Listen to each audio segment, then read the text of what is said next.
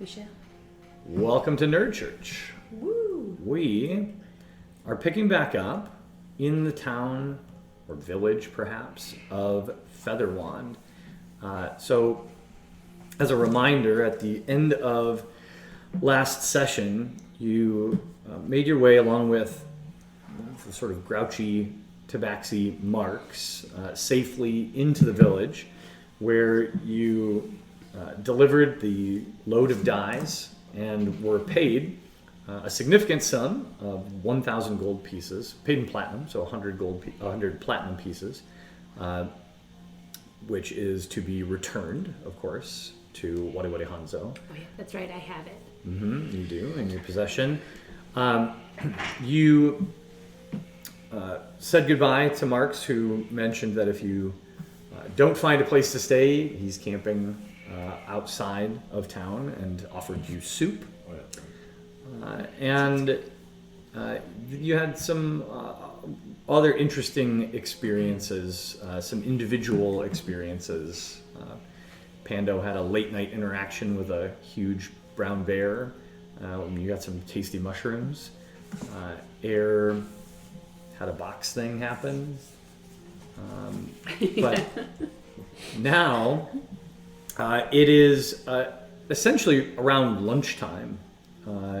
And as you walk out of the back entrance of the large general store, out near the loading docks, back out into Featherwand, you see for the first time the entirety of the village laid out before you. Featherwand is a nearly 100% tabaxi community. It's just a little less than maybe 1/3 the size of Chukip, so it probably has a similar footprint to the mercantile district of Chukip, and it actually has a very similar energy because this is a thriving city, and it is also a city that its economy is almost entirely based on trade, because Featherwand lives at the intersection of two major trade routes. So there's a sort of a north-south main road going through the center of town, and an east-west road going through the center of town.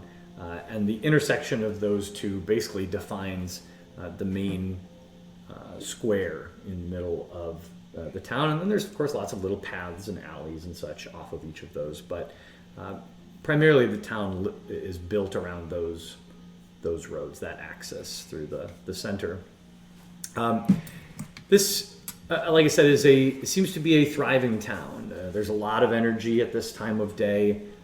It's a mix of what are clearly locals, and then a lot of traders and shoppers passing through. Lots of little booths and rugs laid out selling individual wares. But the three largest buildings, most obvious kind of landmarks in town, are the general store, which you've just departed from the back, but now from the front you can see is a really sprawling building. So there was loading docks in the back that had space to unload 3 wagons at a time. And in the front of the store, you can see multiple entrances. This is a building that takes up the equivalent of a city block. It's one of the larger, but a single story, one of the larger buildings in town. Across the street and up the road a ways is a very large building also. This is 2 stories, sort of a warm looking wooden facade that is very obviously an inn and tavern. And there is a large sign, a hand-painted sign above the large swinging front doors that describes it to be a place called Chonker's Rest. Chonker's Rest is the inn and tavern here. And then there's another building which is far enough down the street that you don't have a good look at it, but it's the other large building in here, in Featherwand. It, from a distance, is the only round building here. And the thing you can notice about it from this distance is that there are some very tall wooden totems surrounding that building. Each totem may be 7 to 10 feet away from the wall of the building, and at least from the side of the building you can see, they create a perimeter around the building. Not a fence, just individual separate totems climbing, you would guess, probably 20 feet into the air. So that is what you see in front of you, and if you want to explore this village or get something done, the village of Featherwand stands before you. Can I ask a reminder or clarifying question? Mm-hmm. Have we completed the task we need to complete to get paid back in Chewkeep? Yeah. Mm-hmm. Yes. Almost. Well, we have to get a return. We have to go back. Yeah. Yeah, we have to So go back. the remaining job is to return the packet of platinum that Freya is hanging on to into the hands of Wariwari Hanzo, at which point you'll be paid the remainder of your fee for completing the task. Yeah. Which did we give you? I can't remember how. Did we give our entire amount for Lily? The two of us? Can't remember what we did. I know I we think. did, or we kept a. I think so. I portion think of it. I think. Oh, I think we both kept a portion of we it. got. That's why I have You're some right, gold but we now. got I paid do our have that full. written out, but I don't remember it offhand. Okay. I think that we got paid our full up front, and we both kept like a small bit. But we still didn't get paid Air's portion. Like, we'll get paid Air's Right. portion, and yeah. Right. Yeah, we just got paid up front for it. Okay. Was that your recollection? I'd have to go back and, Okay. and No, that's look at okay. my notes. We'll figure that but out later. With being in a place that is so populated, my concern is that for the platinum, Yeah. is there a way that you can Secure it. fold it within your garments inside of your armor? Oh, you don't wear armor. She is armor. I do have that small bag that I purchased that I could, I do have some clothing on outside. I could put it on a hidden bag inside of my person. Just, it's like you're in Europe for the first time. That's exactly, Right. I have traveled a lot like that. that's exactly what the image that came to my mind. Those like traveler's wallets. Or whatever Yep, they're called. it's Yeah. a traveler's wallet. a partner of mine always said, "Beware pickpockets and loose women." I didn't quite understand what that meant, but Still done, really. Yeah, no, we can put it into my little bag that I purchased. Because I was going to use it for something else, but then it turns out that I can't use it for that anyway, so it's a whole... yeah, so I'll put it into my little bag. I have it tucked in, like deep inside. The bag is, I can kind of sew the bag shut a little bit, or maybe you can just secure the bag shut for me. Help me with too. a tiny pin of some sort, I imagine. Yeah. I'll know take it's not I'll the- take a moment to figure out a way to sort of secure that. Secure it to me. Secure it closed. Secure So it that- closed, and also maybe, I don't know, some sort of extra protection on the outside of it, that it is, tied to me somehow. Or an artificer. Oh, can I use the mending spell to mend the bag Well, the permanently mending closed? the mending spell returns things to their original condition. Sure. Okay. So no, but I would argue that you, as a person with lots of little tools and things, that it wouldn't be too difficult for you to secure something like you're describing. So Sure.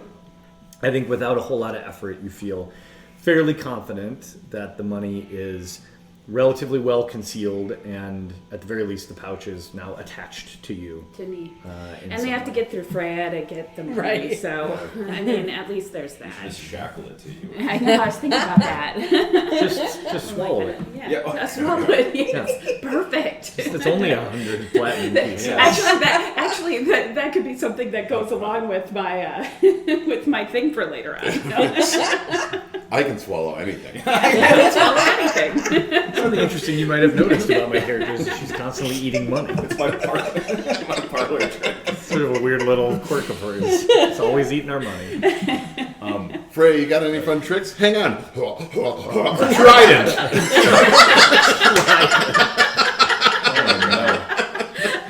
Also, Freya throws up like a cat.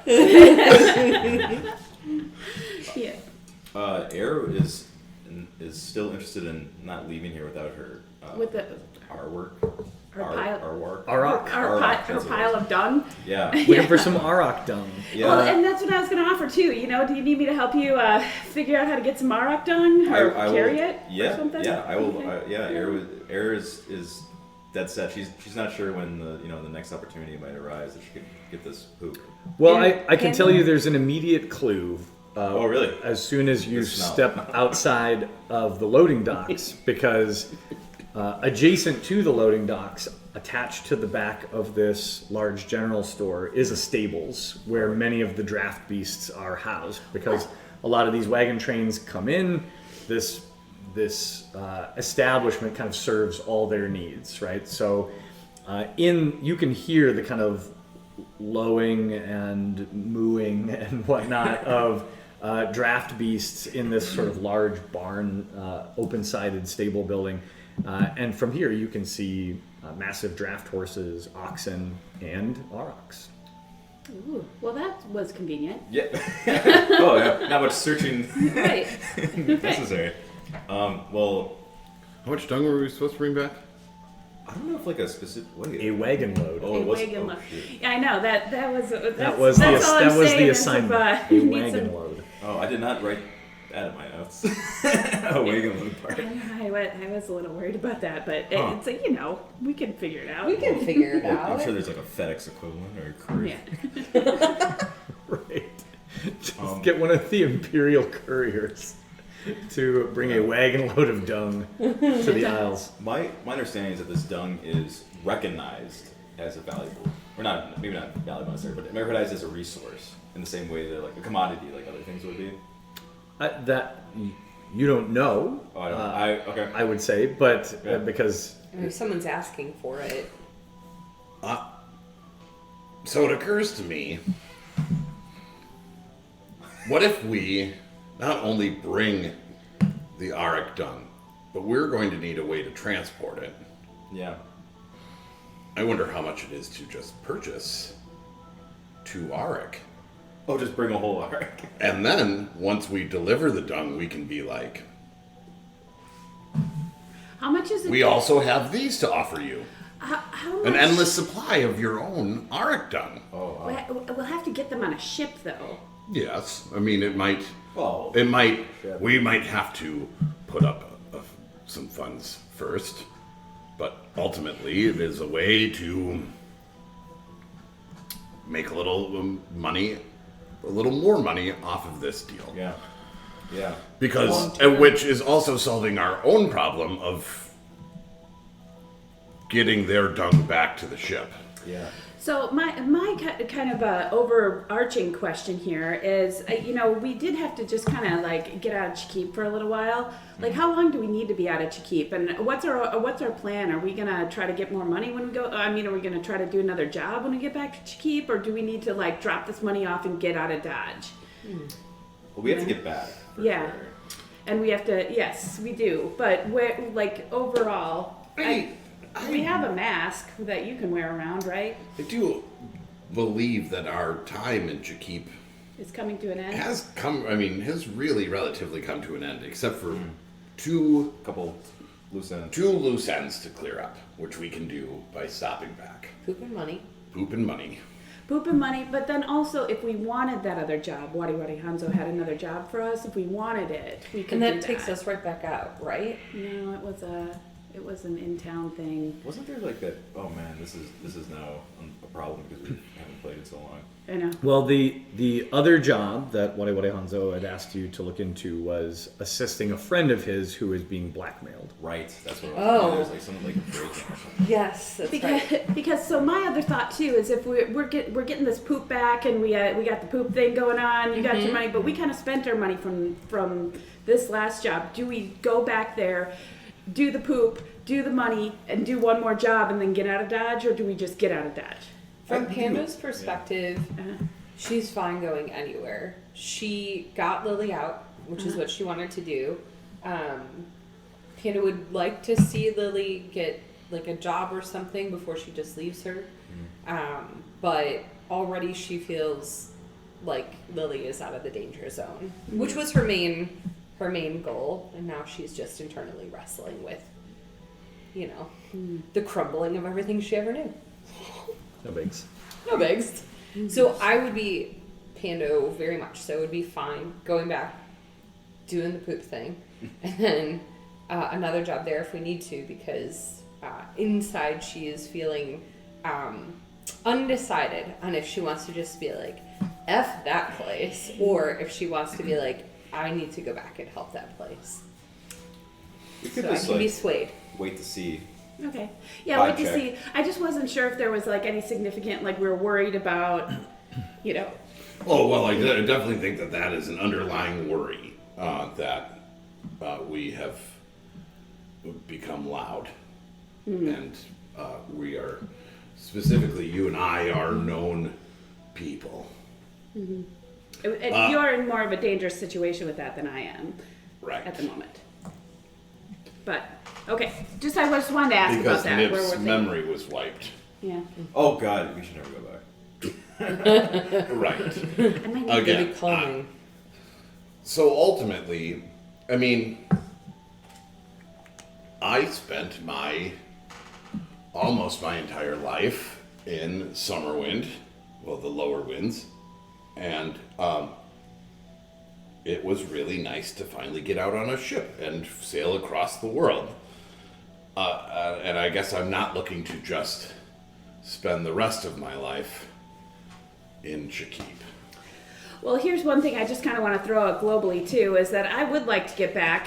I got some beef with my brothers. I got some major beef with my brothers, and I would like to, at some point, doesn't have to be immediately, but and whether it's on my own or I travel with companions, I would like to resolve some of the beef that I have with my brothers, because you know, having a mortal enemy is as good to me as having a dear friend and as important in the world, you know, in that way. But also there's a major revenge situation that has to happen here.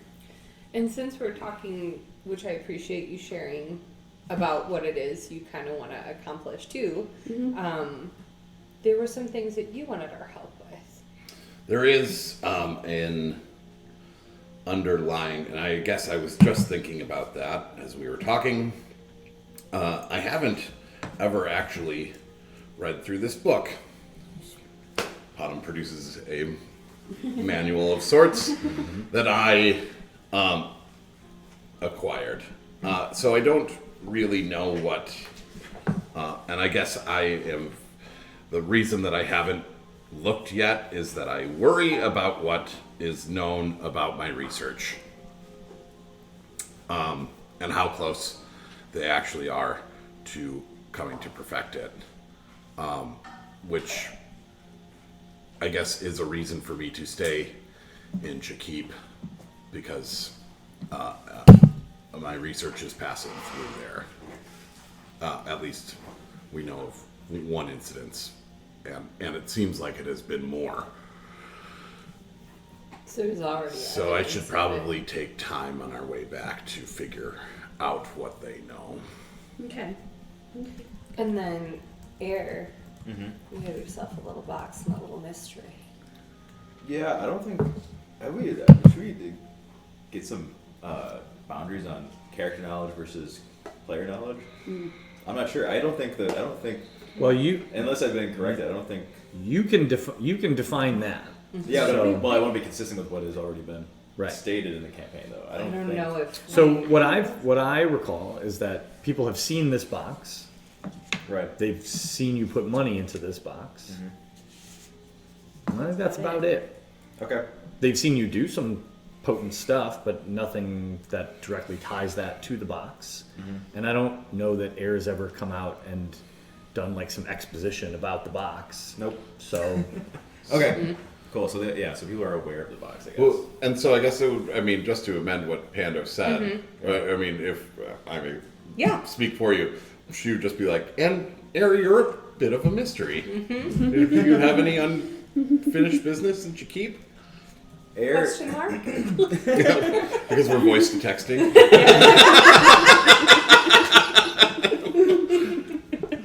After taking part in this long conversation, I think Air is more like. Guys. Air's like, I'm just interested in the poop at the moment. Poop at the moment. All right, fine. Well, what do we need to do for the poop? And I think the more immediate question, although it's good, I suppose, to have this revisit on more overarching goals and objectives, is are we staying in this town very long, or if we're going to be heading back to deliver this platinum, then you might as well get some. then Air is going to move on the poop. And do we even need... I feel like your sons are going to love this episode. We say poop So a lot. much So much in poop, this yeah. So much Um, poop. Poop money. Right. Poop No, money. Poop but I money. wonder, do we even need to obtain poop or just the Aurochs so that they can have their own Oh, either. poop, right? So like we don't need to necessarily be transporting Oh, poop. I think both. Yeah, You want I think agree. that and right. I think that Okay. we deliver the poop, but then we double down on the whole. On the whole enterprise. Oh, look what we have.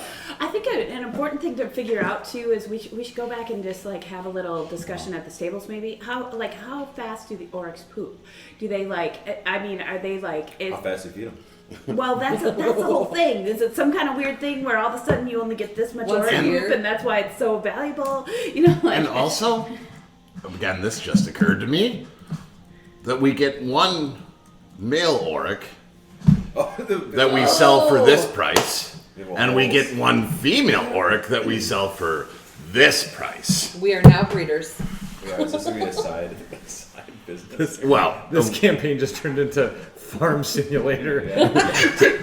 animal husbandry. I roll an animal handling check for the 15th time this session. I think that's good. Your Okay. rocks smooch.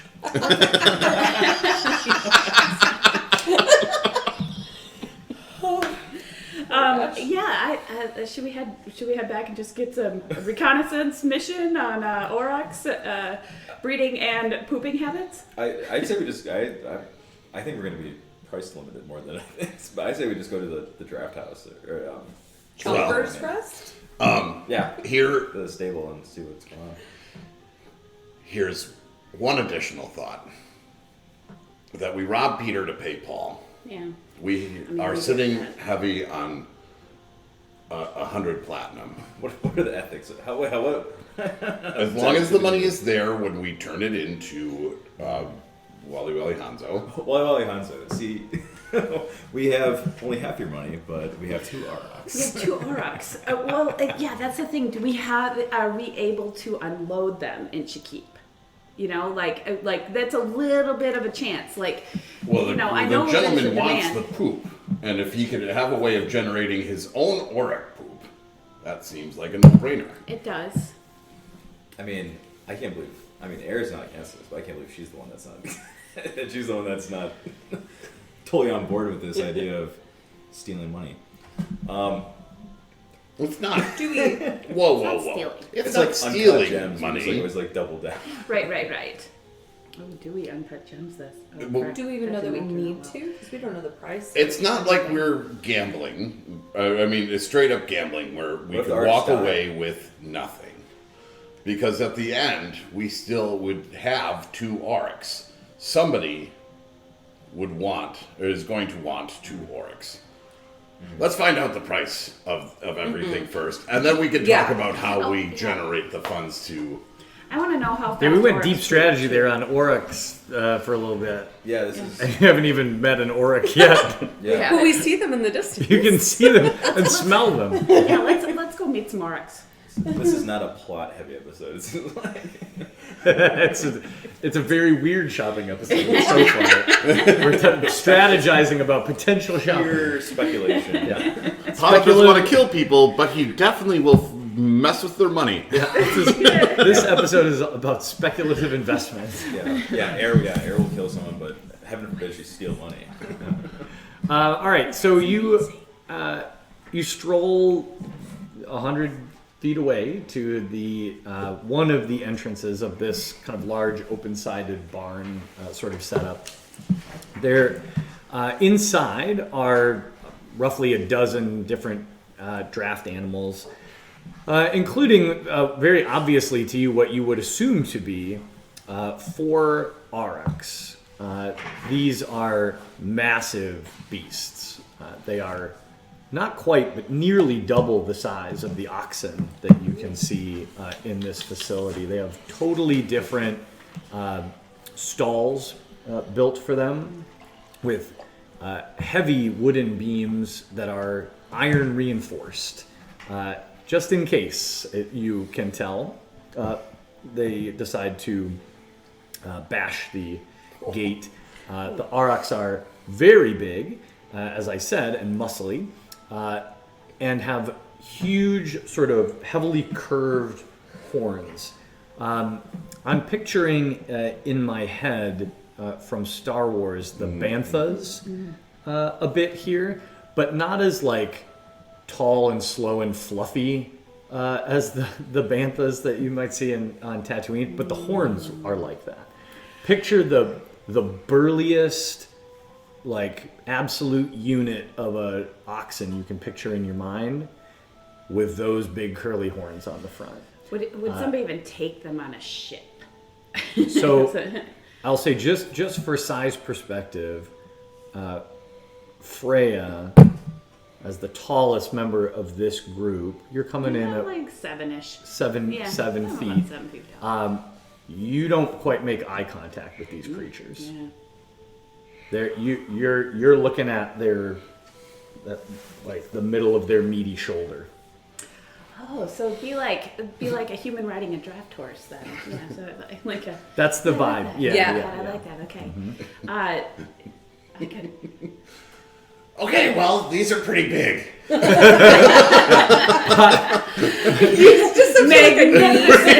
Magnificent. Bottom, you could beast. comfortably walk under this creature without bending over. Don't He doesn't want to. do that. You might catch something in the face. and not even touch the belly. So a wagon load is one poop of these individuals.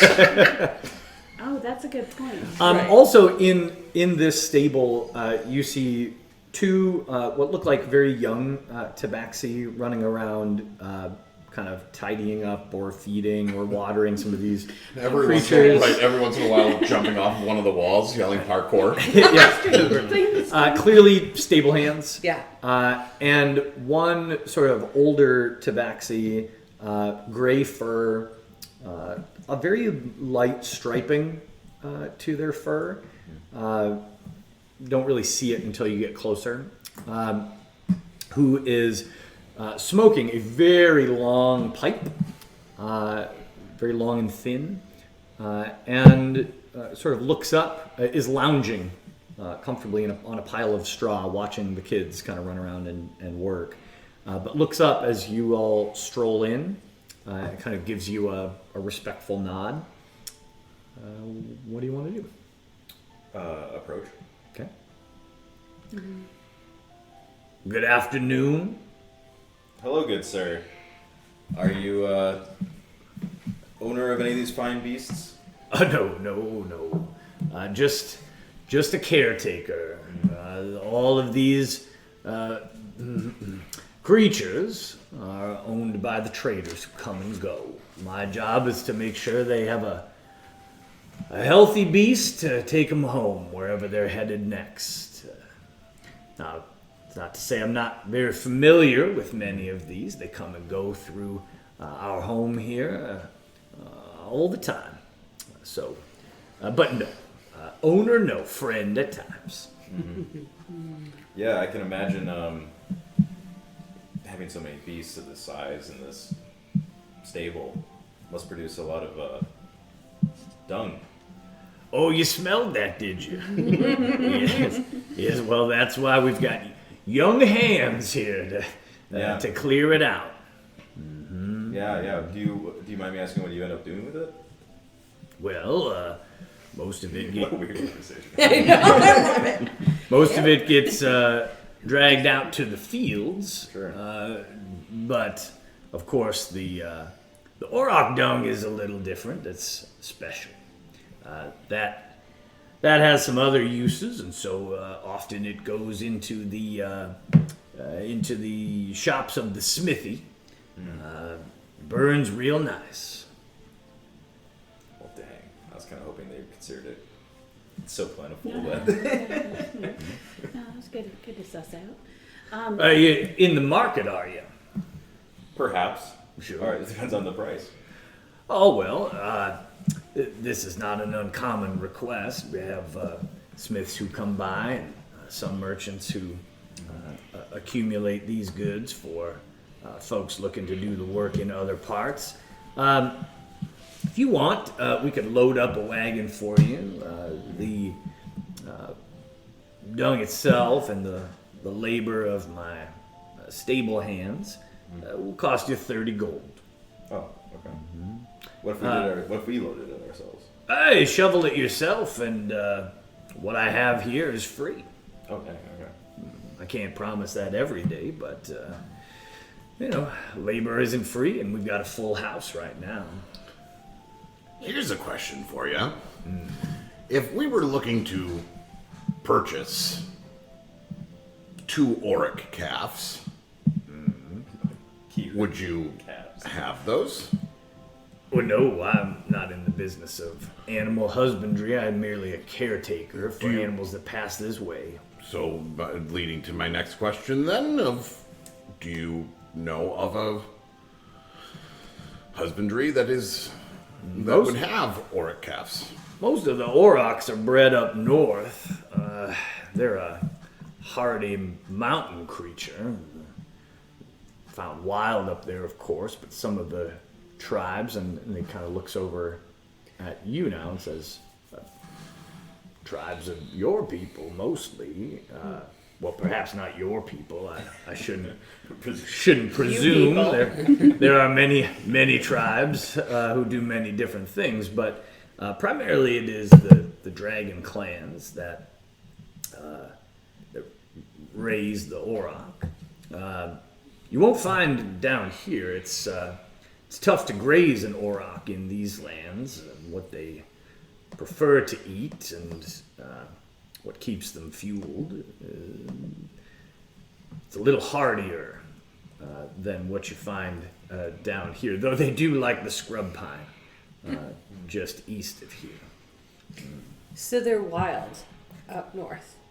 Oh, yes, indeed. You can find them wandering wild, but as I said, many of the dragon clans in that area have captured and domesticated the auroch as well. These beasts you see before you, as close as domesticated as you can get an auroch. They'll still kill you just because you look at them wrong. So you got to be careful, but How do you keep yours so calm? keep them well fed. We don't bring fire around. You'll notice there's no torches in here. That's why my boys and I have to be able to see well in the dark, because a good fire will spook them, and you don't want them spooked. But at the end of the day, what it comes down to is an auroch wants to hit something, it's going to hit something. So we build for that. And he kind of points again at the heavily reinforced beams. Once they get moving, they're awful hard to slow down. So we try not to let them move a whole lot until their masters come back by. Okay. Okay, team. I say new plan. Yes. We forget about the whole bringing Oryx back with us and just load up the poop and go. Seems a lot easier. We could also, if we are going to talk about possibly going to dragon territory at some point, we can talk about a little bit of an orc trade. Start our own orc business. I was gonna say, If at that time we're still interested, Maybe. I was thinking that this could be some easy funds for us, but it turns out that it is far more complicated. and that's why there aren't any over there. Right. Right. Again, I we see can ways- revisit this once we come across some babies. I was because gonna I would say- imagine that the babies are easier to transport than Right. Like if This we were to one. do this, we would have to go and like go up north, get some babies. But I don't mind scooping some poop for free. We'll have to purchase a wagon, I think. Though, We do. And a method to pull the wagon, unless you want to pay me to pull it for you. If only you knew somebody in possession of a wagon who knows how to Right, drive right. it. Oh, that's weird. Oh, that's our And friend. he's got soup. Okay, so we have to go back and Okay. meet up with what's his face. Yeah, I think so. Stable master friend, don't do anything with your poop. We'll be back. Yeah, we'll be back. You got it, my lady. Happy to oblige. Thank you for your time. Right. That's my pleasure. Y'all be well. Okay, cool. I guess we're heading out then? Okay. Marks had commented to you that he's camped outside of town. So if you're going to go seek him out, or rather that he was planning to camp outside of town, it's probably only been about 30 minutes since you left him. So my guess would be and probably your guess would be that he's not that far away. Right. So if you want to go seek him out, you're welcome. Soup to is do not that. done. Definitely no. Why don't you make a quick investigation check? How about that? Somebody. I got it. I'm on it. Awesome. 22. Oh. Yeah. It seems obvious to you that Marks, having cleared his wagon out of the loading docks, would be on one of these two main streets, and so you just run out front, get up onto something a little bit higher, look up and down both streets, and off in the distance, headed west, you see Marks on top of his wagon, just sort of trundling his way towards the edge of town, not too far off. Once you hustle and catch up to him, you run up alongside of the wagon, and he looks down and says, "Hello again." Hey, could we possibly engage your services for a return trip? How you doing? I've been fine. For the last 30 minutes? Yep. In a hurry to head back then, are you? Do you have something else that you're need to would need to do before we could contract? No. We can make an agreement. I do fully intend to spend the night here before I head back out on the dangerous road. I'm gonna get a soup made, visit a friend or two here in Featherwan, but yeah, I like to get paid, and I'll be making the trip in the next couple of days no matter what, whether it's carrying the load for you or someone else. So you were trustworthy companions on the way here. I assume you'll be joining me on the way back and providing the same sort of protection. I'm here for it. In fact, if you're coming with me, you paid me on the way here, I'll go for free. I can pick up a load back in the March, make it up on the way back. Are you opposed to carrying? I think that that's a wonderful deal. Shake on it. Just grabs Mando. Way up high. I think that we have an accord. Panda just does a. All right, well, very good. I'm surprised to be working with you again so soon, but not displeased. You are a good companion on the road. I think we had a valuable partnership. Well, thank you. I agree. Can I ask him a question? So Lily kind of whispers in Pando's ear, and Marks, do you know anything about Chonker's Rest and if they might be hiring? Oh, well, the Rest is essentially the only place in town where folk go, locals or folk passing through. And so, depending on the season, they are very busy. Almost always hiring. Couldn't say for sure what the work looks like or what they're looking for today, but kind of an old joke in Feather Wand that sooner or later everybody passes through Chonker's Rest. Perfect. Thank you. Yeah, my pleasure.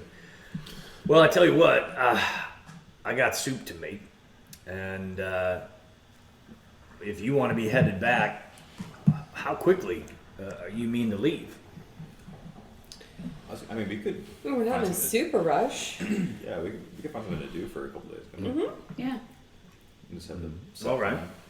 Well, Also, I happen to hear a particular clickety clack in your wagon. Would you mind if I give it just a once over to make sure that everything is operating? well I would be much obliged, And I would Master be- Gnome. I would be happy, since you're offering us this passage for free, that to do your maintenance Well, for free. I'm grateful. I tell you what, I'll be camped, as I said, right outside of town. I'll have the wagon tied up there. I like to graze my own beasts rather than pay for them to be housed, so they'll be out there with me.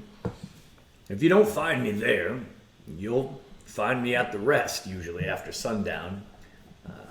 Like to have a drink and see some friends. Come find me there or out at my campsite anytime. And let me know with at least half a day's notice when you're ready to leave, and what you want loaded up and where. Would it be impossible to have you load up the cargo now? And, I mean, we can, again, hang out for a couple of days. You're in town here, instead of having to come all the way back. Well, I suppose if you've already got cargo ready to load, Because we don't know. Why? We don't know how long that deal. How long is this poo gonna be here? Right. I know. I'm sorry, say what? Hannah didn't say that out loud. So we might as well load up now. So, yeah, and And then we can just hang out. We have nothing to worry about. well, may not want to hang out for that long with a loaded cart of, but you know, okay, yeah. Well, sounds good. Where am I headed? You're heading right over to the stables. Follow us. I know where they are. Okay. And he turns the wagon and heads right back to the stables. He pulls his wagon up alongside and looks at you and says, "All right, what are we loading up?" Before we get there, I feel like we gotta should think of some kind of container to put these in. Yeah, I was actually Get some thinking, barrels or something. Oh yeah. or even like a tarp, like I something was that's thinking like some kind of- containing it. But that would be better. Since it's a mushy substance. Yes, yes. So I like how Prefer- you guys are continuing to delay the moment where you explain to Marks, the one who is in charge of delivering these goods for you, what actually is going to be So delivered. let's ask him because Mark's It's probably not gonna has get some better. ideas. Mark probably has some ideas on how we can contain it. Containment. How long can we wait? We might to find out? Just head to the stables. He Don't didn't be- ask. He didn't ask. We do like this guy, however, though, and he has been a good friend to us. So he does, deliver goods for a living. So he may have some ideas of how we can contain the poop. Mushy substance. Well, we don't know if it's mushy or chunky or what it is. If it's like grass, I mean, manure. What's the consistency We definitely of the poop? did not. Well, you haven't seen it yet. Well, let's look at it. You asked very You know broad, what? general Here, questions about why don't, poop. Why don't we just say this, Marks? Yeah. Why don't we, guys? Let's tell Marks what's going on. Ask for some ideas if he has it. And maybe we can load it up at a different time. Guys. I don't think if it's contained in barrels, I don't think it's a big deal. Yeah, but, Right, but right. it doesn't have Yeah, but it could barrels. explode. We can buy barrels. Should we know They very have little barrels? about this poop? It's like a town. People make this is Okay. Yeah. barrels. I say we just talk to Marks. Marks, guys. Yeah. I mean, he deserves to know what we're carrying. He's already agreed to make the deal, so. Are we? I thought we were loading. What Marks. are we loading? We You need leave your me in ex- suspense here. We need your expertise, Marks. I know. That's what I offer. So we are attempting to transport a cartload of auric dung. Oh, sure. Oh, Okay. sure. He's like, yeah, okay. Okay, yeah, that happens all There's the a time. lot of mystery around that. But we just didn't know how you Sure would for feel nothing. about the poop, so we were a little, you know. Like, Do I was you a have little- any suggestions of how the best way that we can load this up so that we can get it on a ship and everything? Is there like Sure. a... It's a very normal thing. Like, what are you guys all weird? Yeah. Listen, I literally spend every day sitting behind 2 oxen. It's my whole life. See, that's They, there's a lot of smells coming at me. I can handle auric dung dung. behind me. Okay. Dung in front of me. Yeah. Dung in front of me, dung behind.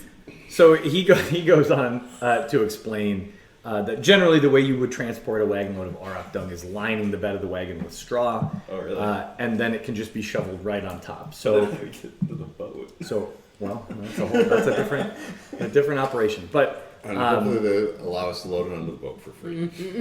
Oh, So- they better. I mean, so you see the auroch dung now, and here this is something I didn't know I would be describing so soon. But since we're having a poop episode, I'll tell you about it. So auroch dung, each unit, each deposit of auroch dung, you are right to say, to guess, is large. It is also surprisingly dry and dense, which is probably why it makes such excellent fuel. Each of these deposits is roughly 30 pounds, and a wagon load amounts to probably 50 of these, and so it's a lot as you're working on this.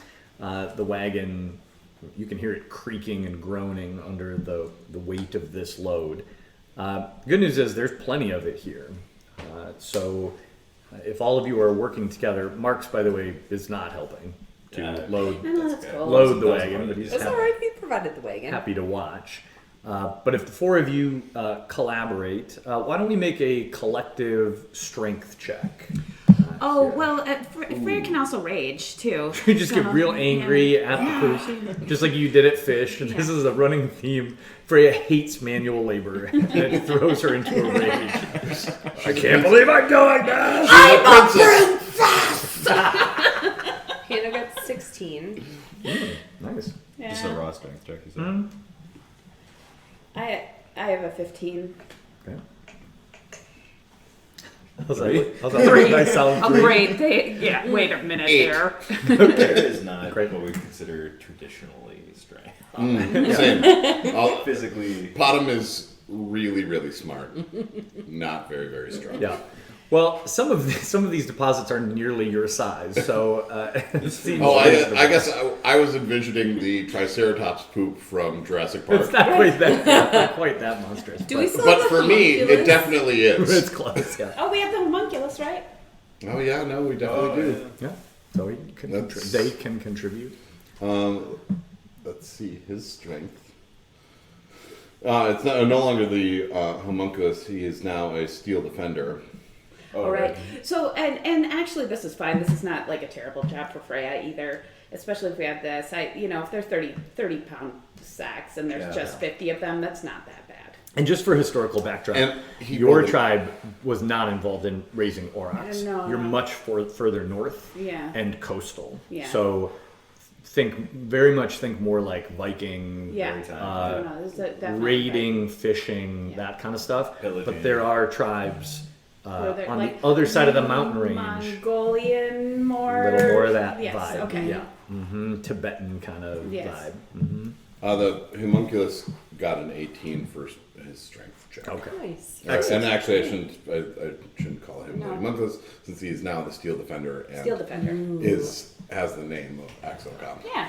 Nice thing gonna about ask- Steel What is his Defenders name? is you can just hose them down after Right. a Yes, job like this. exactly. Right? And a little, After they get little totally grease. Stainless Alright, steel done. defender. Yep, little grease and everything's Yeah. all set. So with everybody's combined effort, this does take a couple hours, and Late into the night now. yeah, it's late afternoon, I think. Okay. It was because by the time you caught up to Mark's, it was basically lunchtime. Oh, okay. Sorry. You journeyed into town early in the morning from your campsite, got into town in the late morning, and all of this has kind of taken you a few hours. So we're getting into mid to late afternoon now, but the wagon is piled high with auroch dung. Mark's pulled, the stable hands give you another layer of straw to put over the top, and then Mark's pulls a tarp over the top and secures it down.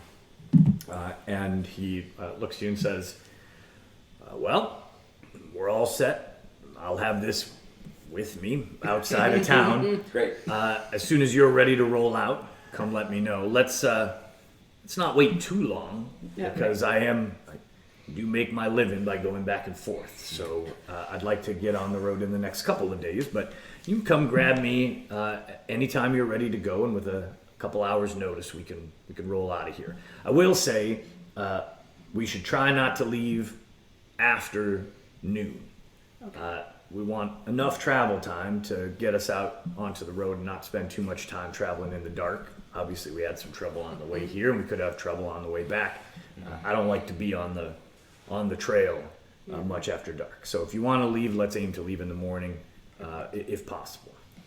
Do you mind if I come with you? Not at all. Okay. I would like a bath. Yeah, can we find a place that we Go can to stay? Chalmers Rest, and maybe Yeah, there's only maybe I one can- place. Right. Maybe I Chalmers. can hose myself off and back. I don't mind Perfect. cold water. And I'll go with Lily to talk to the owner. Okay. Okay. So everyone's head to Chalkers Rest except Potham. I suppose. I'm not sure what else I would do. All right. Well, Potham, let's start with you. You're following Mark's out of town. To what end? Well, To kill him. No. once we Murdering. set up and Marx starts his soup, and I'm going to take a small scoop of auroch dung and try to refine it down to pull out. I would like to find out what is actually the fuel source. If I can refine it down to being just an oil, or just a wee experiment. Yeah, I was wondering if Okay. that's going to be my question to the stable hand. Because if it needs to be processed. Okay, interesting. You have tinkerer's tools, right? But I not, sure do. Not alchemy tools. I don't have alchemy tools. I don't have alchemy tools. No. I use tinker tools to make alchemy tools. Is the first Well, the thing is that I do have the right tool for the right job, which I can conjure any set of tools I actually Oh, I just say so. need. Thank you for reminding me, Matt. At third level, you learn how to produce exactly the tool you need. With thieves' tools or artisans' tools in hand, you can magically create one set of artisans' tools in an unoccupied space within 5 feet of you. This creation requires 1 hour of uninterrupted work, which can coincide with a short or long rest. Though through the product of magic, the tools are non-magical and they vanish when you use this feature again. Oh, they're persistent until you do Yeah. it again? Oh, Yeah. okay. Okay, interesting. Yeah, so you can produce alchemist's tools. I am going to say, just because of the nature of alchemy, that some of the chemicals and reagents and things like that are not going to be fully available to you. Sure. So this is very much This like is, I guess, what I was instead of mixing chemicals, what I was really was going to be a lot of like boiling. Sure. boiling out. Break it down. Well, yeah, what's left over after I boil out all the moisture, and then is the moisture the flammable part, or is it can the liquid be used as an oil? Yeah. to- All right, so here's how we're going to do the mechanics of the roll. You're not proficient in alchemist's tools, so you don't get to add your proficiency bonus. But I'm not going to make you do it at disadvantage because you have appropriate tools to do what you're trying to do. So I want you to roll a straight intelligence check for me, please.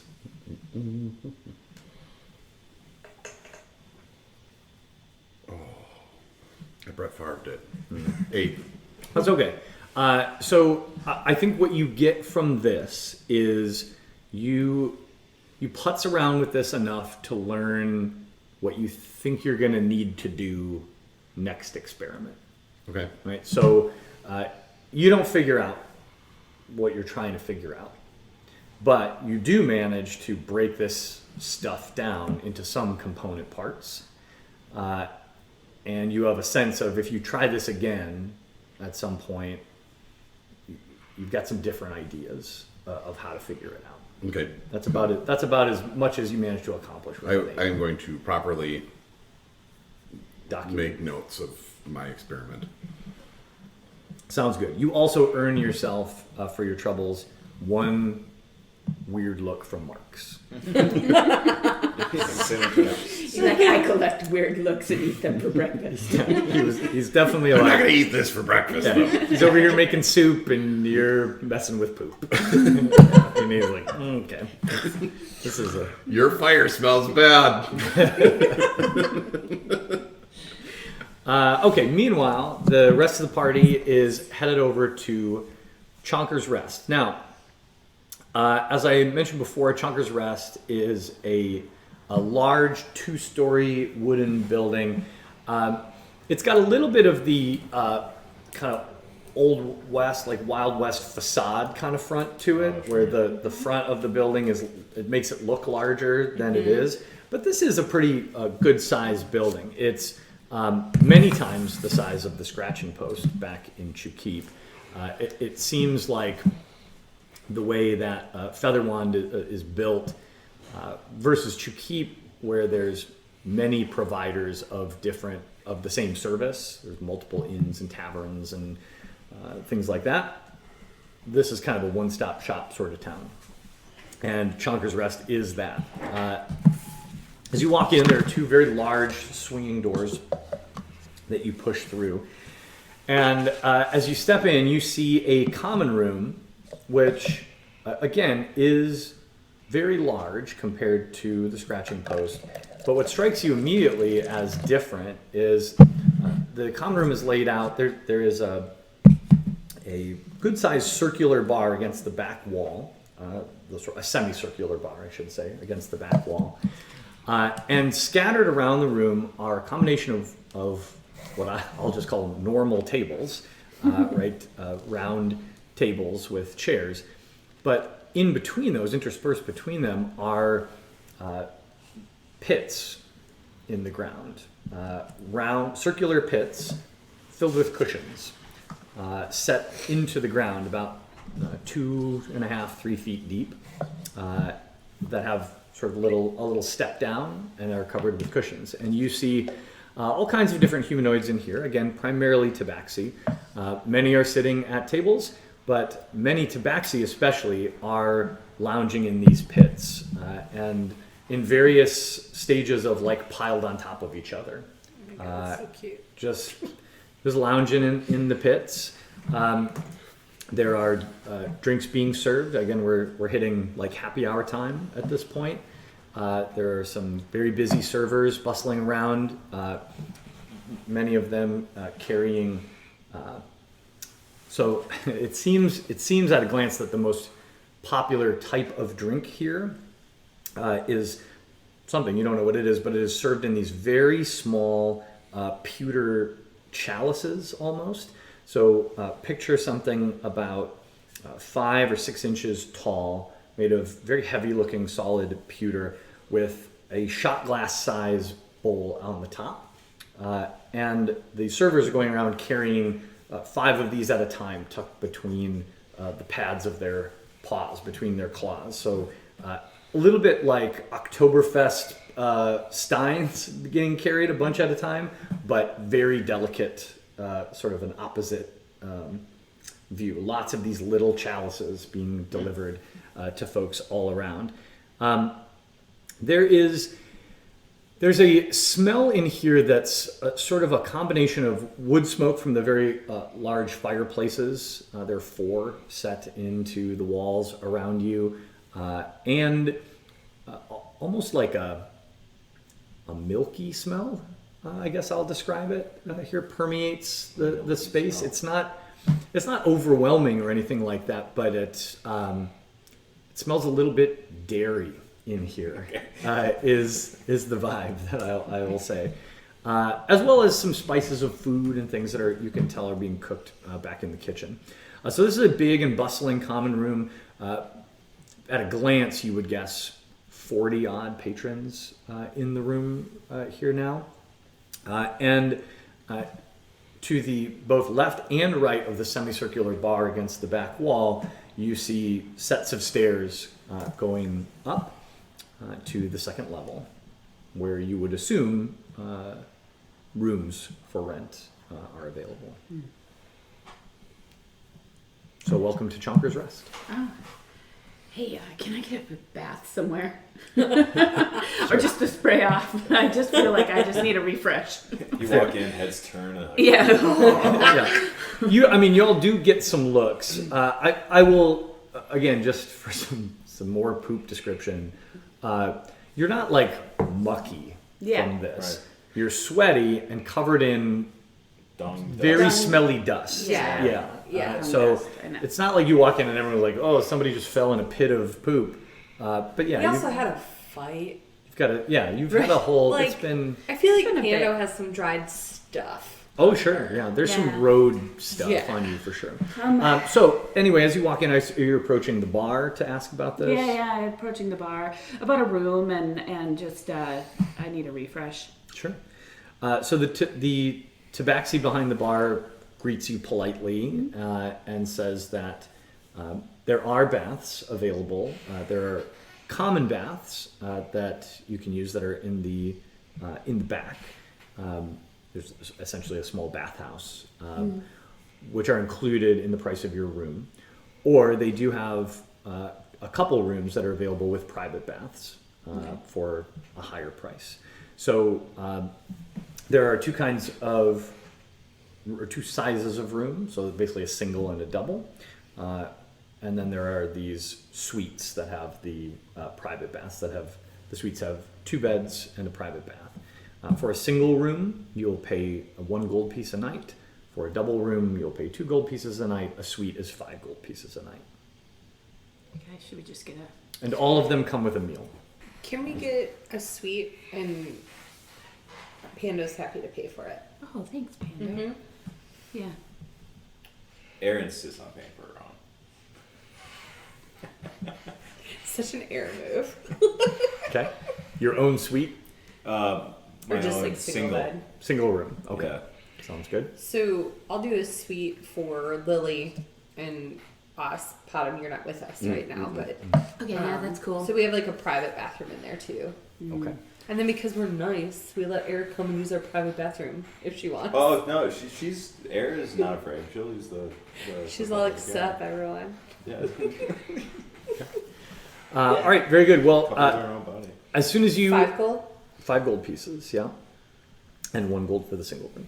So as soon as you pass over the gold, the bartender gives a little wave, and a very young tabaxi, if you would guess maybe 12 years of age, comes running over with a ring of keys jingling and invites you to follow her up the stairs. She heads to the right and says, if you're coming to the suites, come this way, please. And for you, the other stairs, and hands you a key.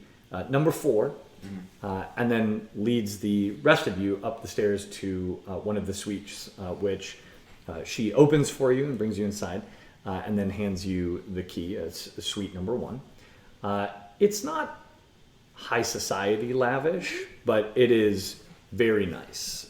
These are well appointed rooms, comfortable.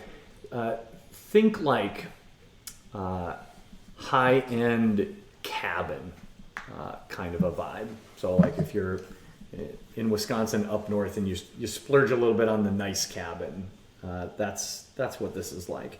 It has a very large clawfoot soaking tub in the back, which she says, if you'll give us 30 minutes, we'll have it filled for you with steaming hot water. In just a moment, and then scampers off to go make that happen. The single room is nice. The colder the better, please. I'll let you guys go first. The single room is nice, nothing fancy, but clean. And the bathhouse already has hot water. It is basically, the bathhouse is a shed, and inside the shed is basically like a giant half barrel. Like it looks like a huge wooden barrel. You ever seen hot tubs that look like that? Oh, yeah. That like they have like barrel a- slats around the My friend went outside. to Iceland, Right. and they had those, and And- they would do like the hot, the cold, the hot, the cold. Right, and they have like wood burning ones too Yeah. that go with that. Yeah, This cool. When we were this in- is yeah. essentially what you're looking at. Yeah. It's like a That's what we had big soaking British tub, and there's an active fire underneath it that it's not boiling or anything, but you see steam rolling off it.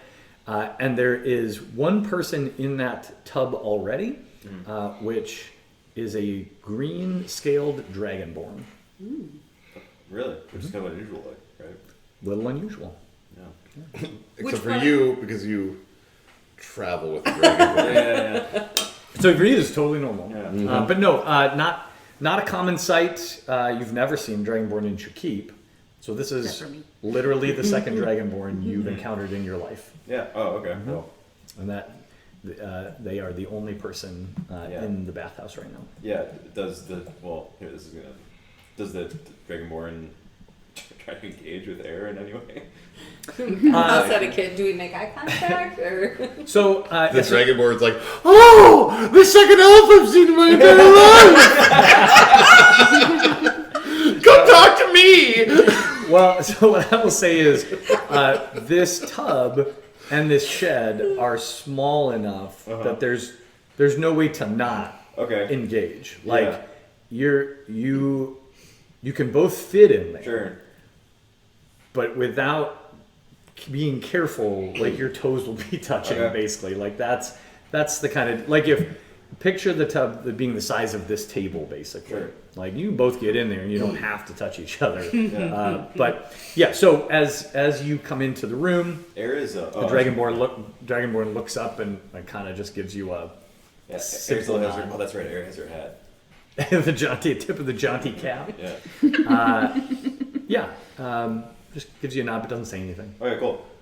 Air is very efficient. She's not one to be pampered. She's not one to spend more time in a bathhouse than necessary. So I think it's gonna be kind of the burden on you if there's gonna be something important about this Dragonborn. That's Spoken like a literally true lawyer. That's literally not how the world works. Yeah, I'm Okay. not giving you anything you're not taking. I don't want you to get too invested in this Dragonborn. Well, maybe Air not could invested. maybe Air could just mention that you see another Dragonborn at some point. It could just be noted in Air's brain that they'll mention to the rest of the group that there is another Dragonborn Okay, around. yeah, you're right. Yeah, Air just takes note that there's a Dragonborn, but otherwise makes quick work of this bathhouse and then heads out. Okay. Yeah, very good. If this is a long lost princess that we need to save or something. They barely look up, and I would say if you're being efficient, you're out of there before them, and seems like they've seen naked elves before, so they're not too Not That's freaking it. them out. they're not too curious. Okay. Just do your thing, and then you're gone. Yeah. All right, so everybody's getting clean. I would say by the time you're like scrubbed and clean, I assume you're coming back into town. Or are you staying out there with Mark? No intention of doing that. I was Okay. going to play with my little poop potion Poop potion. and then eat some soup and All right, cool. So you're kicking it with Marks. That Yeah, sounds good. uh-huh. Name of the episode title: Poop Ocean. Poop potion. I mean, I'm pretty good at naming these episodes, apparently. Sometimes people die. all right. Well, once everybody, the four of you at least are scrubbed and clean and know where you're going to sleep, what do you want to do? It's now probably dinner time. So what's going on with Yeah. Lily? You know? Oh, what's, right, what, yeah. what's So- going to happen with Lily here? So Lily is going to talk with the owner about potentially getting a job, but Lily feels pretty confident in having that conversation, right? Like, Oh, yeah. she's at a place where like she has her freedom now, and Her we resume. brought her here. Yeah, like she is. Debate. She's independent and scrappy, so like she's not worried about that aspect. She's just happy Yeah. she's out of that other life. So I think for Lily, this is these first 12 hours in Featherwand are a bit of a revelation. I think she is having a significant experience right now, because this is not only like coming to grips with this idea of her freedom, but this is the first time she's been in the majority in as far as she can remember. Yeah. Right? So Lily was brought to Chukip at a very young age, and was her contract was purchased when she was very young. So she doesn't really have memories of the mainland, though Lily was born on the mainland. And so being suddenly in a town where it's all her people, everywhere she turns, everywhere she looks, not just in roles of servitude, I think is having a really significant effect on her. I also have this idea, and maybe I'm wrong, or I have to roll for it to be real, but I have this idea that, like, this town is used to a degree, Tabaxi finding their way there from other places. Maybe from servitude, maybe not, but I mean, it's a Tabaxi place, so they're used to Tabaxi coming there from other places, and that they would be welcoming and not necessarily generous in that, oh, just come eat, live here, you don't have any worries, but like willing to be like, yeah, we have a job for you, like you can make something of yourself here. Yeah. This is very much a place that kind of has that attitude about everybody, because this is a place that people pass through, Sure. right? It is the main purpose of Featherwand is a center of trade. So there are just as many people coming through Featherwand at any time as there are living there, and putting down roots there. So yeah, definitely people come and go. People come and stay for a while and then go. People come and stay for a lifetime. People come for a day and disappear. The locals are used to that. So here's what I would say. With some brief conversations, Lily makes some contacts. And while there's not an immediate offer of work for Lily, there is an openness to give her a try, particularly when they find out that she's tended bar and that she has experience. It is easier for Lily because she is saying that she's free. So the fact that she has a fully paid contract is meaningful here still, because these are still vassal states under the protection of the empire. Right. You have not left the empire. Right. And though it's pretty much all Tabaxi here, imperial law is in force. We haven't talked about this yet, but during the course of your evening, you see blades. Yeah. There are imperial blades in this village. I kind of imagine they were like more sparse than what we saw in Chukip, but that we did see them. You do see them. Here's another interesting thing. Some of them are Tabaxi. It's the first imperial blades that you have seen who How are did Tabaxi. Lily deal with that? She didn't like it. I also kind of picture, like, after we get clean in the suite and stuff, that Lily just kind of wants to go out and walk around and look at things, because she has, like, never had a day Yeah. where she's been like, I'm just going to go walk around town. I don't have to be anywhere at any certain time. No one owns me. Like, I just want to go and have a leisurely stroll and take in the sights and meet people. I will tell you one last thing, which is that as a part of this potential employment conversation, Lily comes to be informed about something that she didn't know, and that I think perhaps you didn't know because you've never owned anyone's contract. No, it's so gross. And Lily never even considered that her contract would be fulfilled. Like, she had basically never thought that would happen. But Lily's not actually technically free yet in the eyes of the law because you have not released her contract officially. And the only way to do that is in one of the houses of records. So either back in Chukip or in another imperial city, in the same way that Freya's papers were filed, you have to formally release the contract and show a receipt that you're giving up your Gotcha. rights to Lily's employment, and then she will get papers of a free resident of the empire. Is she at risk of anybody else swooping her up and putting her into servitude again if I don't have that contract? Yes. Okay. Without papers identifying her as a free resident of the empire. Sorry, I meant after. Like if I were. Oh, well, I Do mean, you know what I mean? Like, I'm there's saying- there's always risk of anything, right? But this is the equivalent of, like, Lily needs her green card, right? And until she has that, she's technically still someone's, not property, but she's technically still under someone's legal authority. In her current political state, is she more at risk of somebody else swooping up and like claiming her if she is under contract with me or if I make her free? She's more at risk if in her current state Okay. if you're not present.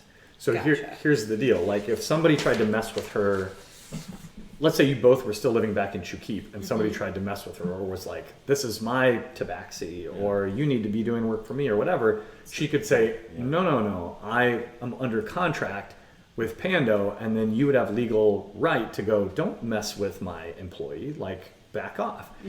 But the burden's on you to establish that. Right. Yeah. And if you're not there, like, let's say she's in Feather One but doesn't have her residency papers, It's not much she can say that, Yeah. but you're not here to do anything about it. And so at a certain point, she may be So in a when we bad go spot. back, that has to be added to our to-do list. But we didn't learn that until she learned that from. Correct. Cool. Okay. Good news is she does not have to go back. Okay. make She doesn't that have to be happen. present. This is about your property. It's So gross. it's your paperwork. So gross. Cool. Thank you. And then you would be able to, like, courier something back to her if she didn't want to travel back to do it. But that is a step that will need to get managed. Okay, so hanging out in the common room doing some dinner, perhaps? Yeah. Okay. Some soup, not as good as I'm sure. Mark's Tom's is. having. No, it's not. It's not soup tonight. Oh, okay. No, tonight is like a fish and chips kind of Oh, vibe. nice. Okay. All right. There- I'm all over that. This is fried. All you hear is cans opening. Yeah, this is a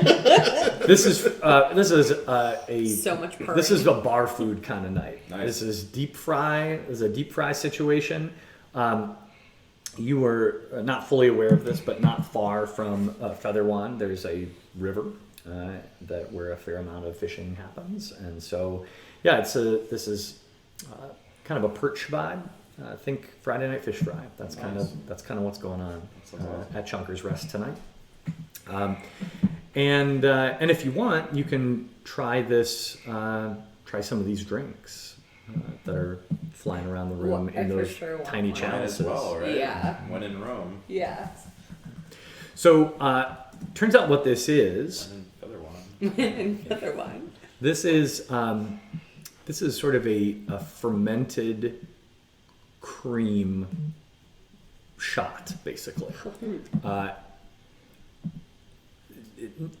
it has a lot of different varieties. Some of them are spiced, heavily spiced, like a romchata kind of vibe. Some of them are fruited, so like a berries and cream kind of thing, but with a little bit of a kick to the back end. And some of them are just straight dairy, like just lapping up a little pool of cream. Most of the tabaxi that you see are not taking these like shots. Zippers. They hold them, they just lap away in the little chalice. They're sneaky strong. That's why they're served in very tiny little cups. So if you aren't familiar with them, and the bartender does warn you about this because it's very obvious that some of you aren't familiar with them, don't drink these like a shot. Don't have 6 of these, or you will hurt tomorrow. But for those of you that are not tabaxi, it's an interesting experience to drink these, but it's not bad. You don't hate I this. want the romchata kind. Yeah, for That sure. sounds great. I feel like it's probably good the Pom's not there. We've gotten a little crazy. Tiny cup, a little bigger for you. How far are Potham and Marks from where we are? So Marks is camped outside of the village. The village doesn't have walls, again, to be clear. I would say close enough that you can, if you were standing at one of the guardhouses, which are at the cardinal directions, basically the entrance of town, you could easily see his fire and maybe some shadows moving around it. Quarter mile out from town. So for Pando, who likes her nightly roams into the woods now, she's going to be taking a nightly little walk into the woods. Can she bring 2 with her to drop off at their camp? Sure, of course. You probably need to ask permission or leave a deposit for these pewter chalices, I would say. But yeah, I'll leave a deposit. easily handled. So you can stop by for a nightcap with your pal. Just because Bottom has learned, we have little experience in the world, the Steel Defender, the Exocomp will be on Sentinel mode. Okay. And I'm also going to set up the pattern buffers, which are my alarm spell, Okay. Very good. just so that we are tipped off. I'm just kind of looking around, having my fish and chips and looking around, and I don't know if I happen to see anybody that I would recognize, like looking in the mirror, a different color. Well, take that back. We no longer have the alarm spell. I must have ditched it. That's all right. So, Steel Defender is in Sentinel mode is good enough. I think that's what my thought mentality was. Yeah, that's good. So for you out at the campsite, other than a visit from your friend, the night is uneventful. And actually quite pleasant. It turns out that you and Marks make good conversational companions as he loosens up as the night goes on and as you enjoy some soup together. I think that we'll also work on his wagon. So, and I'll just point out various. Just as a general maintenance thing, you're going to want to keep this greased. Yeah, I think he's appreciative of that. Marks isn't a proud guy. He's just a guy who works really hard and doesn't really have a lot of family. So he's the kind of person where his friends are his family, and appreciates the generosity and some of the storytelling. And you pass a nice evening with him, I think, building some camaraderie there. There is a moment in the evening as the dinner rush is dying down and more of the local crowd has departed. It seems like the majority of people now in the common room are travelers. It's less of the local restaurant group, the crowd, and now more like the hotel bar crowd is hanging out. There is a moment where you see a green dragonborn walk into the common room. He takes a seat at the bar, does not notice you when he enters the common room. He basically came down the stairs from the normal rooms side of the bar, swung right around into a seat, and orders a drink, an ale. Yeah, I'd like to. I'd like to approach. Permission to approach. Push you to approach. Okay. Permission to approach. No, I will walk up to the bar. All right. As you step up to the bar next to him, he turns and you see a visible surprise in his reaction, and then he sort of looks you up and down for a moment and says,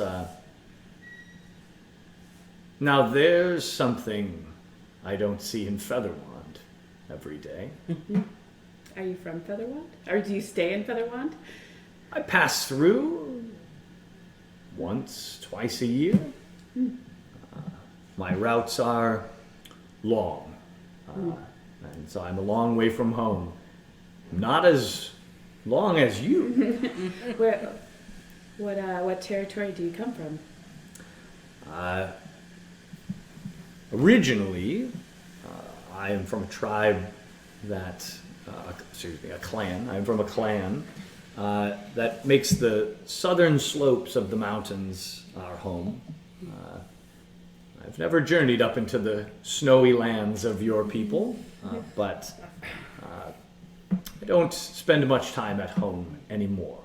I only stay long enough to gather some of the things that people down in these warm southern climes prefer, and make my way back up to sell them off again. I'm Rogar's daughter, Philadissa. What clan do you hail from? That's Is a this great. dangerous for you to... I was curious. No? Okay. Yeah, I think it will be.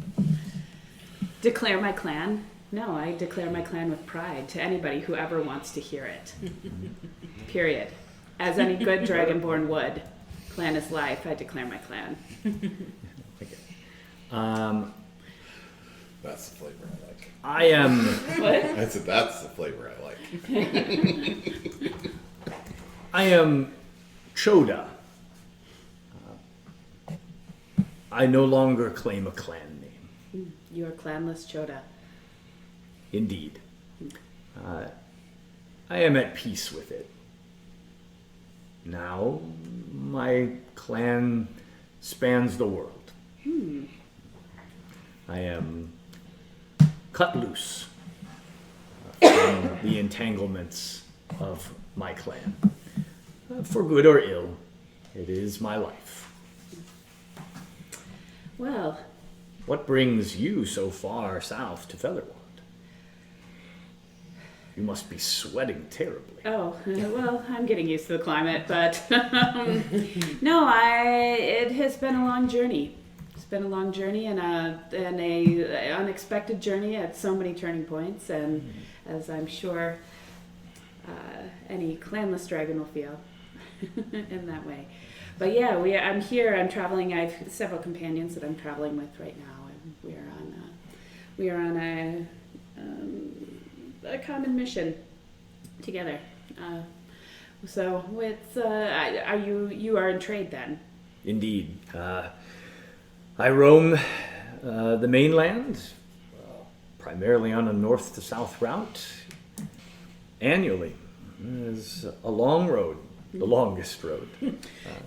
Do you hear any gossip from the boars in the north?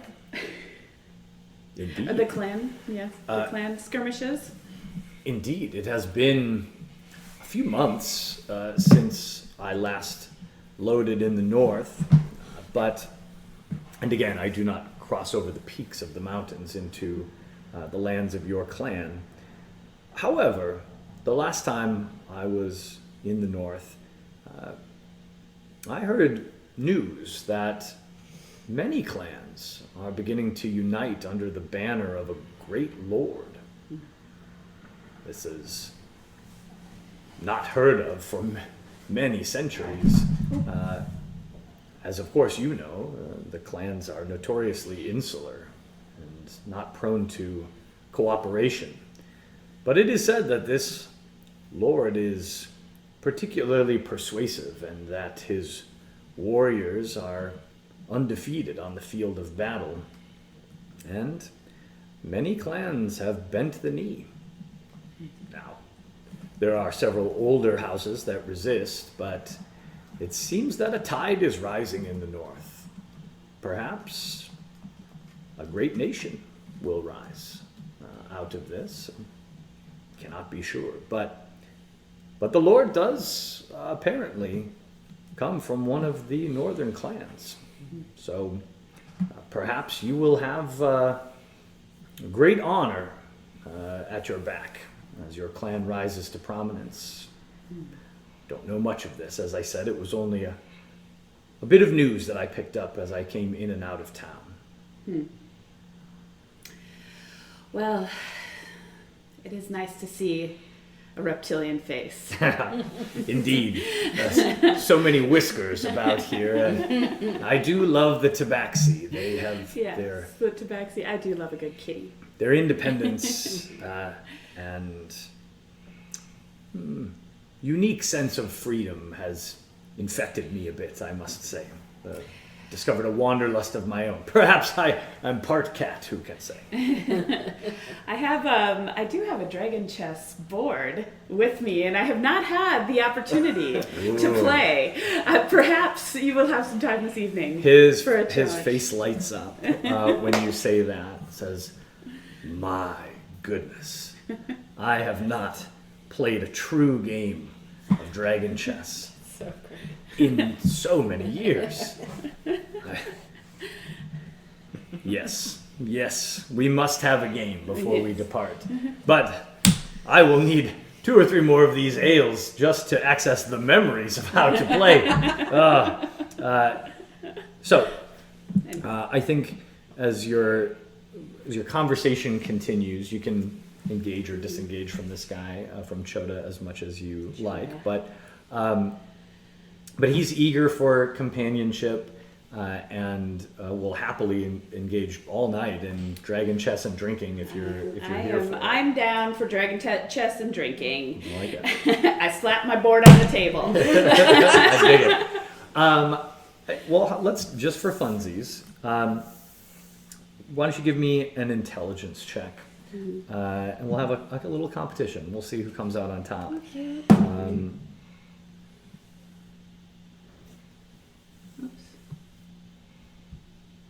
Ooh, This guy's like some kind of 17.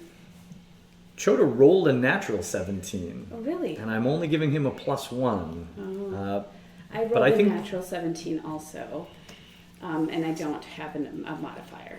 I think in the first match, should you decide to have more, you certainly can. But I think in the first match lasts hours, and you dig into some of your most intricate strategies, and there are moments where you feel like you've got him on the ropes and are close to capturing his dragon queen.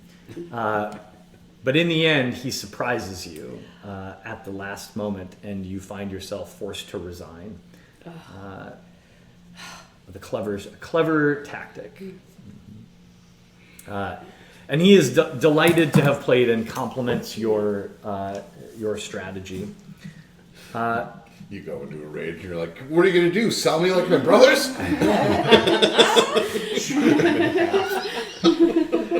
Oh, God. I will just say, as a narrative shortcut, Chota doesn't have any additional news to share or insights, but it's a moment of Dragonborn camaraderie that you've not had for a long time. And maybe what do you think is the experience of clanless Dragonborn? Like in your, Well, in my how do you picture this? Well, so I picture it as like somebody, who comes across an orphan. Somebody from a huge connected family who comes across an orphan. Like, oh, that's really too bad. How terrible. terrible for you. You know, it's really like how do you survive in the world? But it's like, you know. Yeah, I like that. I like that this is differentiated a little bit from like the honor code of the Minotaurs, where being dishonored as a Minotaur is Yeah. it's like exile worthy. Yeah. I would shun you, right? Whereas this maybe is more like, just a something to not pity, but just Yeah, like what? like hard to understand, right? Hard It's to not understand, yeah. not a dishonor. You're not a bad person, No, but but unfortunate. hard to understand for sure. It's I definitely was, unfortunate. yeah, I was just gonna say, like, you probably are pretty confused by it, 'cause it seems like it was Yeah. very voluntary on his part. Right. Because And even that though he's so I'm, at peace with it. yeah, I mean, even though I've been sold out by, several prominent members of my family, and I think Freya deeply inside still does not feel clanless and would not strongly identifies, with her clan. She just has this, she's got some major beef with her brothers, and that's gonna have to be resolved in some way. But it's not like she's been rendered clanless. Where do your brothers' beef rates on the NIPS scale? Oh, Trademark. so I think the Nips. important thing to understand about Freya is that it is so black. Like those things are so black and white. So it's not like there's necessarily a scale of it. It's like you're out, you're out. I'm pissed at you, and we're gonna have beef forever. Even though it exists within the bounds of this large family, we're still clan. But it's the important thing to understand is it is full on rage, or it's full on companionship and honor and trust and all of it. So you guys are all in that category right now. It's not whether Air now. wants to be or not.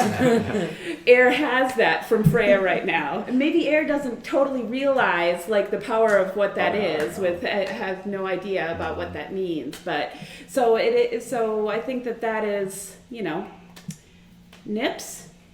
It's like when you're in that mortal enemy thing, it's almost like being a friend because it's that important on the other side. So that's where Freya's fascination and love with Nips comes from. The bond is there, even though it's a bad bond, and the bond is there with her brothers, and it's like a bad, as much time and energy is put into whatever end of the Yes. spectrum you're on. Exactly. I'm Whereas, real glad I'm on that end. Yeah, no, it's good. But, there's honor in both. Yeah. There's gonna be this great scene when you meet up with your brothers again and just talk about how every morning you wake up just incredibly upset and thinking about how you're gonna avenge Well, their wrong, and then they'd be like, "Oh, I don't think about you at all." no, they think about me. Who dis? Yeah, who dis? No, I- they think about No, me. I That's imagine that they're probably sitting there being like, They don't let that go either. Oh God, is she coming? And a little bit of that, but She's then coming also for us. yeah, she's coming for us. She's They coming. can feel my rage across the world, There you and go. they know that it's still I love there. it. That is, I I will burn love your it. fields. I will poison your crops I and had burn a your dream of Freya last night. Yeah, no, because She's coming for us. my rage Winter reaches is through. Yes, my rage reaches through that spiritual realm and tries to choke them in their sleep. But on the outside, I'm pretty good. It's Just cool. chill. It's Just cool. chill. I like Very it. healthy. And no, Hulk, it is. who's It always is. angry. It is Just in the base level. DNA. It's in the DNA like that. There's not too much gray there. All right, friends, I'm going to call a quick break here. Okay. But when we come back from break, I'm going to ask you to share the answer to the question I asked you earlier about something small that your companions might have discovered about you during your time together on the road. And we'll do that as our about to go to bed debrief of the day before the sun rises on your second day in Featherwand. Okay. Okay, so let's say the group beds down, gets a good night's sleep, but while you all are having your various forms of evening experiences and rest, let's go around the horn quick, just as we're building out the world. Tell me something that you think the party members would have noticed about your character now that they've had some time on the road journeying together? Anybody have something that jumped to mind? So Freya is Freya has one like weird thing that happens when she sleeps, and that as she dreams of different things, she has this sort of, I don't know, some type of like spiritual connection to her, and she emits smells that she dreams about. So if she happens to be dreaming about the fish and chips they ate, there is sometimes a little bit of an odor of fish and chips that starts to kind of pervade the room. It's a very strange little thing. She's not even completely aware that happens. She's been told this, so strange little, the smells come off of Freya of different types.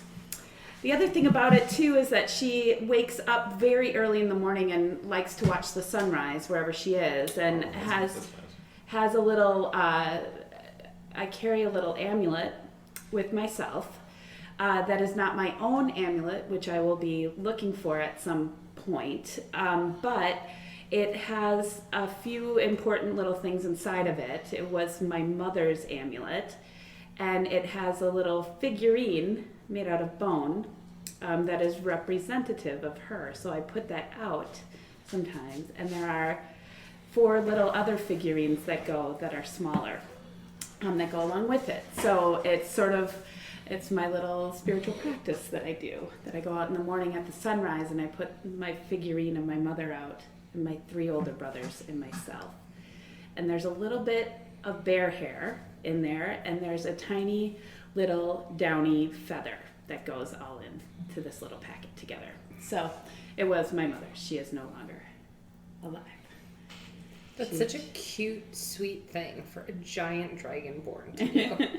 Just go outside. Put out there and put my little bear hair out and put my little very, very endearing. It's about connection to my immediate family inside of my clan. Very cool. I like it. What about Potom? Well, on Potom's leather armor that is studded with his tools, and it would be a little hard to notice initially, but there is some gold piping that makes a design that is much like this. Mm-hmm. And just over his heart is a symbol that looks very much like this. It's eerily familiar. Yeah, it's weird. But mostly, I mean, it's there, but it's kind of tattered at the time being. Looks like it would be much more established, but it is sort of tattered and, I mean, again, covered up with tools. But if you're looking, you can see it. Okay. I like to think that Potom's outfit is so incredibly covered from head to toe in tools that it actually functions as the armor. That was my main intention with it, is that he is wearing studded leather armor, but the studs are actually all of the different tools that he has in various places. There's like a strike, like sometimes it hit Potom with a short sword and it just comes off like a wrench or something. Right. That was my main idea with his armor. Cool. That's really cool. I love it. Nice. Air, what do you think? Sure. I don't know. You guys are really. I need to bring more of my character building game here. You guys are really good for last minute. Well, I may be stealing from something. Yeah. We're good thieves. Yeah. I was just gonna say that what you notice is that Air is very particular about. She has very strange eating habits. She's one of those people. She whenever sitting down, even when it's impractical, like for a soup or something, she tries her best to separate the different components. This totally tracks. Yeah. Like a plate. She's one of those people that would keep the peas and the mashed potatoes. She's got a Separate. thread of OCD running through it. We need to make you one of those trays that has different sections. A little bento box. Yes. And she's also a little possessive of food too. What's the word? It's probably. She's food aggressive? Yeah, she's food She's aggressive. food aggressive. Yeah. She's a little possessive of food, and there's definitely she keeps food that is hers and that she's not interested in sharing with anyone. And, Sounds like- and the second that it hits her plate, then you better not come close. In fact, I even envision like Pound being interested in something on her plate and even motioning towards it at one point. And yeah, and you're like flaring up about it. Yeah, I guess like my first thought was the waitress bringing the plate and putting it down, and then being like, "Oh, I forgot," and go to pick it back up, and Air's like, "No." Once it's hers, it's hers. Yeah, some Badass warlock. some- Mine. Yeah, I like Sounds that. like some adverse childhood experiences going on there as far as food Maybe. security We're gonna and work through that trauma together. That's We what I was will, we thinking. will. Yeah. That feels very appropriate. Little exposure therapy on the trails. Yeah. We'll get there. and you know, clanless. Hey, clanless. Sounds yeah, like very, clanless. very You clanless. know, Freya can put it in that context in her head. Oh, there's a clanless. Oh, there you go. Yeah, that's parallel. So hungry. Yeah. Panda? Yeah, so Pando kind of daydreams a lot. Sometimes mid conversation. But now you see it all the time. And she has nightly walks where she goes off by herself. And I don't know how much you see of that, because she's certainly not trying to hide anything, but she's also not being very verbal about what she's doing or why she's going there. Not that she's opposed to it. So I guess it's, you know, I don't know how much you guys have seen of her going off, but she'll be like, I'm going for a walk. Which when we were in Shukip, she kind of, she did that less. This is becoming more and more of an occurrence for her. So is it 100% intentional walking, or is it some of it sleepwalking? It's intentional walking. Although sleepwalking would be kind of interesting. Yeah, so Kinda hilarious. I'll say this. This is how I picture it for Pando. It's intentional, but she's not always planning for it. Like sometimes she's just like, I'm gonna go take a walk now. Like because it's like something is pulling her in a direction, or she's getting an overwhelming urge that she has to go in that space. I dig it. Well, thanks, everybody. I like those very much. Well, dawn comes to Featherwand, and someone, it sounds like, is up to greet the dawn somewhere. I don't know if the rest of you are or not, but as the morning begins in this town, is there anything that you want to explore, take on, accomplish? I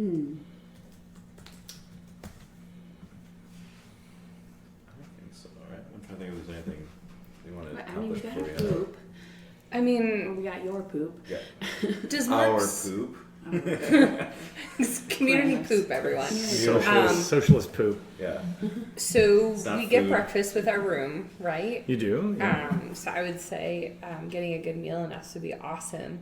I forgot if Marks needs to stay here for several days or if he's just waiting for our signal to be Just like. waiting for you. He wanted He he would have- wanted some time to spend with some friends here in town, Yeah. but he basically said, "Tell me when you're ready to go." I mean, now that I've learned the information about like the risk level that Lily is at, as long as her papers aren't filed, I'm very interested in heading back and getting that task done. Well, we can just accomplish that now. Marks, would you like to see people in town? Well, there's friends I like to connect with. I didn't go in tonight because we were having such a good talk, but it'd be nice to have a glass or two at the rest. I can stay with the wagon, my exocomp and I. There is just one thing in town that I was hoping to accomplish, but if I give you the gold for it, is there a chance that you would bring back a warhammer for me? Oh, Warhammer. You don't have to stay and watch the wagon. I do this all the time. There's a guardsman there at the East Gatehouse that keeps an eye on my beasts and on my things. So, I mean, if you weren't here, I'd still be going to the rest. He keeps an eye. This is a safe area. Okay. So I'm not too concerned. I appreciate your offer. Well, I will go into town and collect our friends. And what time should we meet back here to head out of town. Well, if you want to leave today, we should go anytime before noon, just to get some miles under us. But if that's the plan, Well, let me go Let me and meet with the crew, and how about we meet back here at noon, and if we go today, then we'll have had time enough to set out, and if we don't go today, then we'll just hold until tomorrow. all right, that works for me. Perfect. I'd like to go and purchase a warhammer. Okay. You don't say. Yeah. Well, there, like I said before, there are 3 very large buildings here. There's the Chunker's Rest. There's the large circular building that you haven't visited yet with the totems around it, and there is the large general store that you've already visited just from the back. But as you walk back into town, you pass the large circular building on your way back to the general store, and you do get a closer look at it. So the first thing that strikes you is, of course, these totems. And so what I can tell you is that this is early, fairly early in the morning. 2 things strike you about this. First, you see from here, as you get closer, that this is a circular building, and the totems surround it entirely. So there are 12 in all, and as I said before, about 20 feet tall. These are thick and also fairly simply decorated but carved totems, not with like big faces or animal patterns or things like you might be imagining from like Inuit totems or things like that.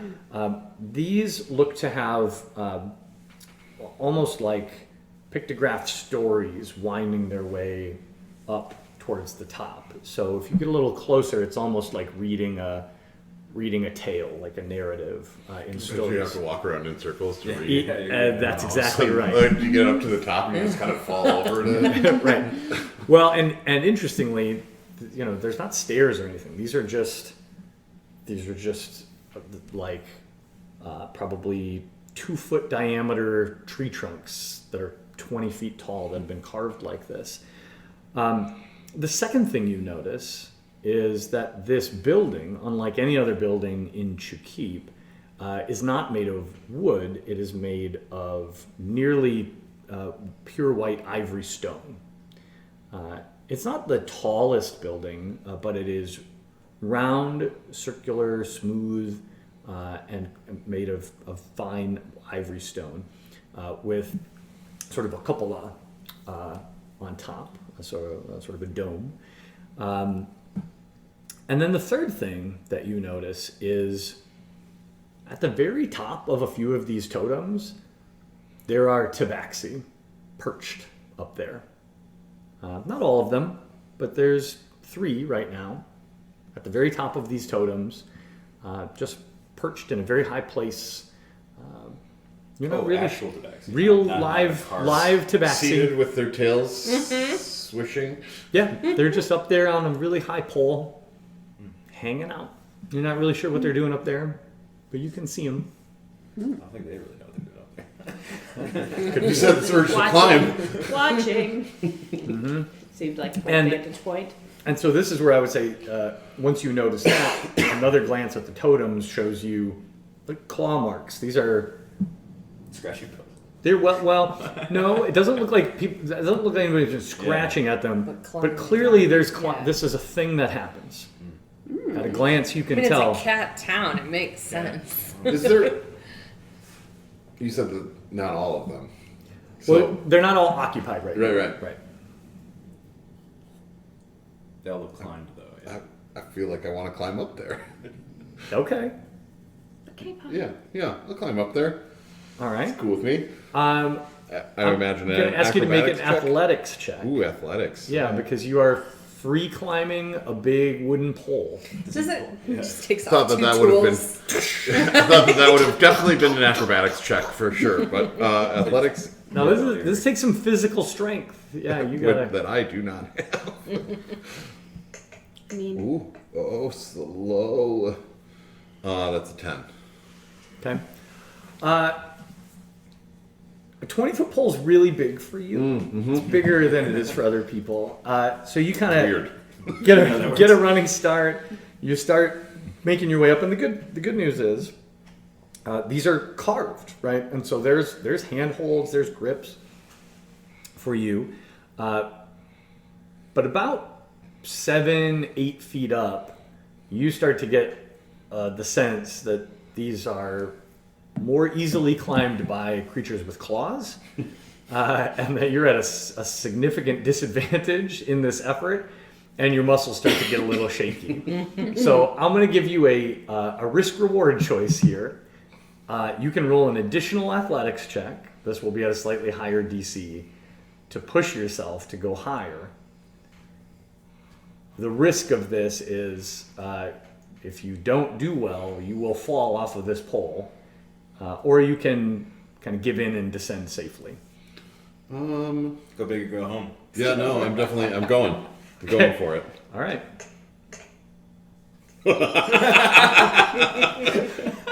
Seven. oh, So, muscles shaking, you bear down and commit to this, and you climb another 3-4 feet up before your little fingers just are shaking so much that they slip, and you fall backwards and land hard on your ass on the ground, kind of cold from the morning air, and you're going to take 4 points of falling damage. ouch. This also draws the attention of a couple passersby, one of whom is a tabaxi dressed in sort of white linen robes, sort of flowing white linen robes, who hustles over to you and just says, "Are you okay?" I'm fine. It's just more pride than anything. Should you wish to pray at the temple, perhaps perhaps you'd be more comfortable praying inside. I guess I didn't quite understand what this was, and thought by climbing that I could participate.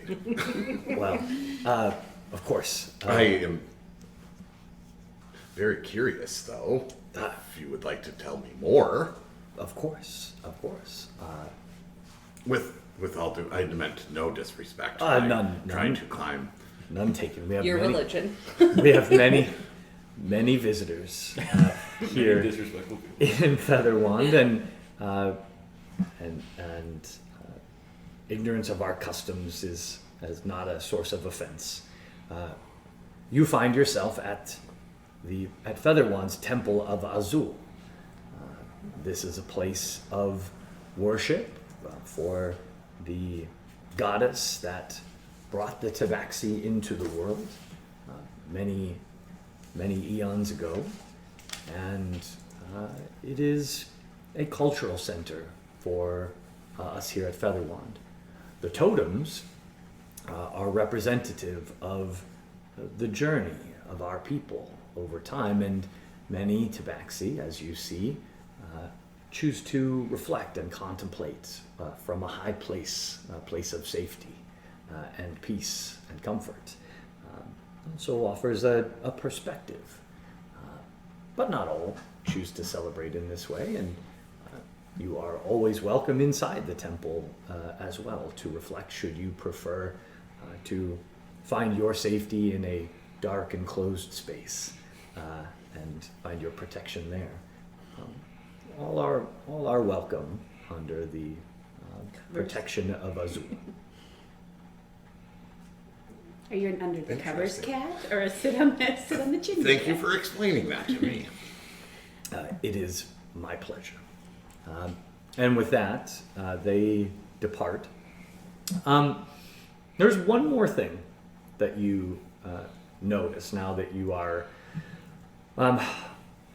getting a second look at this. The totem that you approached didn't have this, but on a few of the totems, you see small, probably about this big, small pieces of parchment, scrolls basically, but unrolled, that are tacked to the totem. There's probably, just at a quick glance at the totems that you can see, 3 or 4 of them. Some totems have multiple, some have just one, some have none. What do they say? Okay. Well, if you approach and look a little closer, they are sort of fairly densely packed script, handwritten, but written in Tabaxi, which you do not speak. I do not speak. But you know some people who do. I don't know if, yeah, I was gonna say, Air, oh, well, Air's not with you, never mind. I feel like Panda would know Tabaxi because she's taught Tabaxi. Her best friend is Tabaxi. I have, because I think we talked about this at the beginning of the campaign. But also, you're not with me. Yeah. No. I'm just saying, you know. We talked about this at the beginning of the campaign, and I think I put down Tabaxi and then I put limited, because we had discussion on like Tabaxi, you kind of need to be, at some point, you kind of need to have kind of physical attributes to be fully Oh, to be able to Right. make the sounds. Yeah, so That's written right. written Tabaxi Tabaxi, yes. and spoken Tabaxi are very different, because a lot of Tabaxi spoken communication is also physical gestures. Sure. There's aspects of their scent glands involved, right? They might rub their face No, on no, each no, other. Said correctly, you have to shake the tail. It's how the tail flicks along with whatever scent is Yeah. coming out with the. It's very With the, complicated. like, the tail's like this, but it's purring, or if it's like this, and it's like. But written Tabaxi Coffee. is learnable, for sure. It is also very limited. Like even Tabaxi themselves don't express themselves in writing as fully as they might. It is mostly used for practical purposes, right? Written. Tabaxi don't write a lot of letters about their feelings to each No other. poems, no. Right. There is a great deal of Tabaxi poetry and whatnot, but it is passed down through oral tradition and performance. The written Tabaxi they acknowledge it as a limited communication form. So it's like Hmong. Hmong wasn't a written language till the 60s, and only because they had to then. Yeah. Very similar vibe. Yeah. So you've gotten a little exposure here, but as you continue to the general store, perhaps, or are you Yes. stopping to see your friends first? Or? No, we'll go and take care of business Right. first, and then go and collect everyone. Okay. Knowing, I feel like at this point, I've been around Freya long enough that I know that she has a morning ritual. Don't exactly know what it is, but I know that she goes and does that. So, it's a good chance that. You'll see your dragon no, friend. it is still early that she's probably doing that. Let's go take care of business, and then we'll go collect them. So when you get to the general store, which interestingly is unnamed, it's just the store. That's what everybody knows. This is the one store, and it's big. As I said, it takes up almost an entire block of this town. When you walk in, the first thing you notice is that it is sort of divided, not with like a literal wall, but almost like a half wall, divided into 2 major sections. So one section at a glance seems to be more targeted at locals. This is full of all the staples for daily life. Cat right? litter, cat. Did you? And food and whatnot. And the other side is more featuring some of the items of trade that have come through town. So a lot of those things are also for sale by merchants out in the street. But this place seems to, in particular, have some interesting and unique items because pretty much every wagon unloads here, unless it's an individual proprietor. This is basically like fantasy Walmart. I was going to make a Walmart joke. Yeah, that Our Walmart's getting us grocery. yeah, that is the thing here, right? One side is the home side of Walmart, and the other side is the grocery side. But that's kind of the vibe. Obviously, scaled down dramatically. And we should have known because we're delivering specialty dyes here, so we should have probably known that there was going to be some interesting items around. Yeah. So when you come in, if you're seeking weapons, there are no weapons on the Staples side. There are hammers, but very obviously those. tools, right? But on the other side, there is a pretty significant section, like the size of the two sporting goods aisles at Walmart, that are dedicated to arms and armor. And there is a person, a tabaxi, manning that counter, so to speak, when you come in. Good morning. Good morning. A fine morning to you, Sir Gnome. I am looking for a more effective tool than this quarterstaff that I have. Place the quarterstaff down. And so I was interested in looking at your war hammers. Of course. Have a decent assortment available at the moment. Let me see.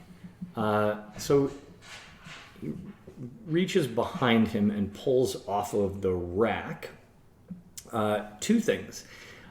Sets down in front of you what we will call a light hammer, which is small enough and light enough that you could throw it. So it's not. I would say you try not to take offense at this, but this guy kind of at a glance is like, here's a little hammer. Here's a toy. Hey, like here's a hammer that seems an appropriate size. But almost immediately when he Like a jeweler's hammer. it's a light hammer. It is meant in combat is meant for throwing or as like a second-hand weapon. Mm-hmm. And then maybe when he sees your reaction on your face, perhaps, kind of turns and reaches around and grabs a large, what for most people would be a two-handed warhammer. Basically, this is the combat equivalent of a sledgehammer. Big, heavy, two-faced head on it. This one, one of the faces is a spike, like for puncturing armor, and the other a mallet for cracking skulls. Probably a good 4 or 5 pounds. It's got some heft to it. Plunks it down on the counter and says, these are the hammers that we have in stock at the time, or currently, in our regular stock. Either of these look like something you'd be interested in. Yes. You say in your regular stock. Oh, Well, yes, we do have a special selection for clientele with access to greater resources. Would you be interested in inquiring about our back room? Interested, yes, but looking at my resources, I think that this warhammer will do quite nicely. Very good. The price for the warhammer is 15 gold pieces. what's the warhammer? Oh, actually, I don't know. That's actually it's right on par with the Oh, is it? manual. Done. Market rate. All right. Well, very good. A pleasure. Just for future reference, should you wish to peruse the special selection, we simply ask for a deposit of 100 gold pieces. At which point you are invited to peruse the back room. There's a rotating stock of curiosities that come through town.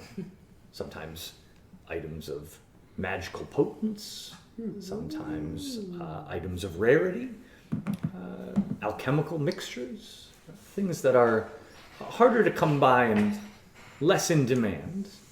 Cannot always guarantee a rich stock, but a varied and interesting stock we always have available. Your 100 gold deposit can be put towards purchases or can simply be returned to you should you not wish to make a purchase at this time. We only ask to...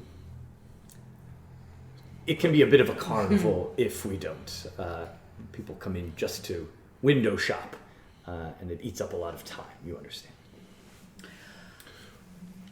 Well, we have a lot of platinum. We could do window shopping. Ding.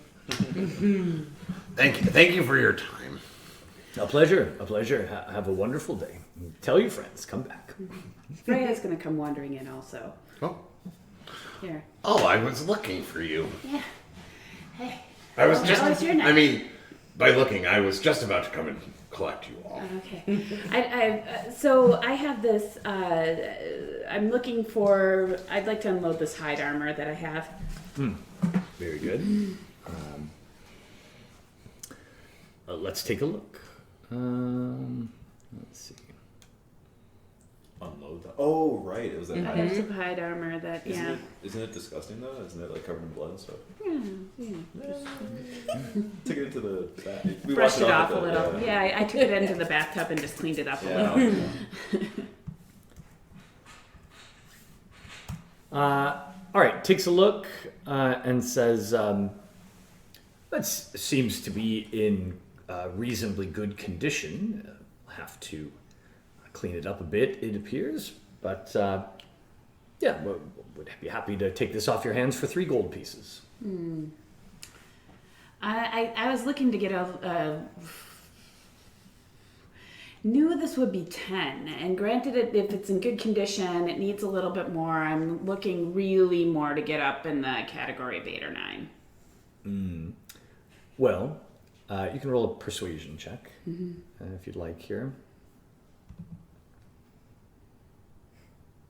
14. Okay.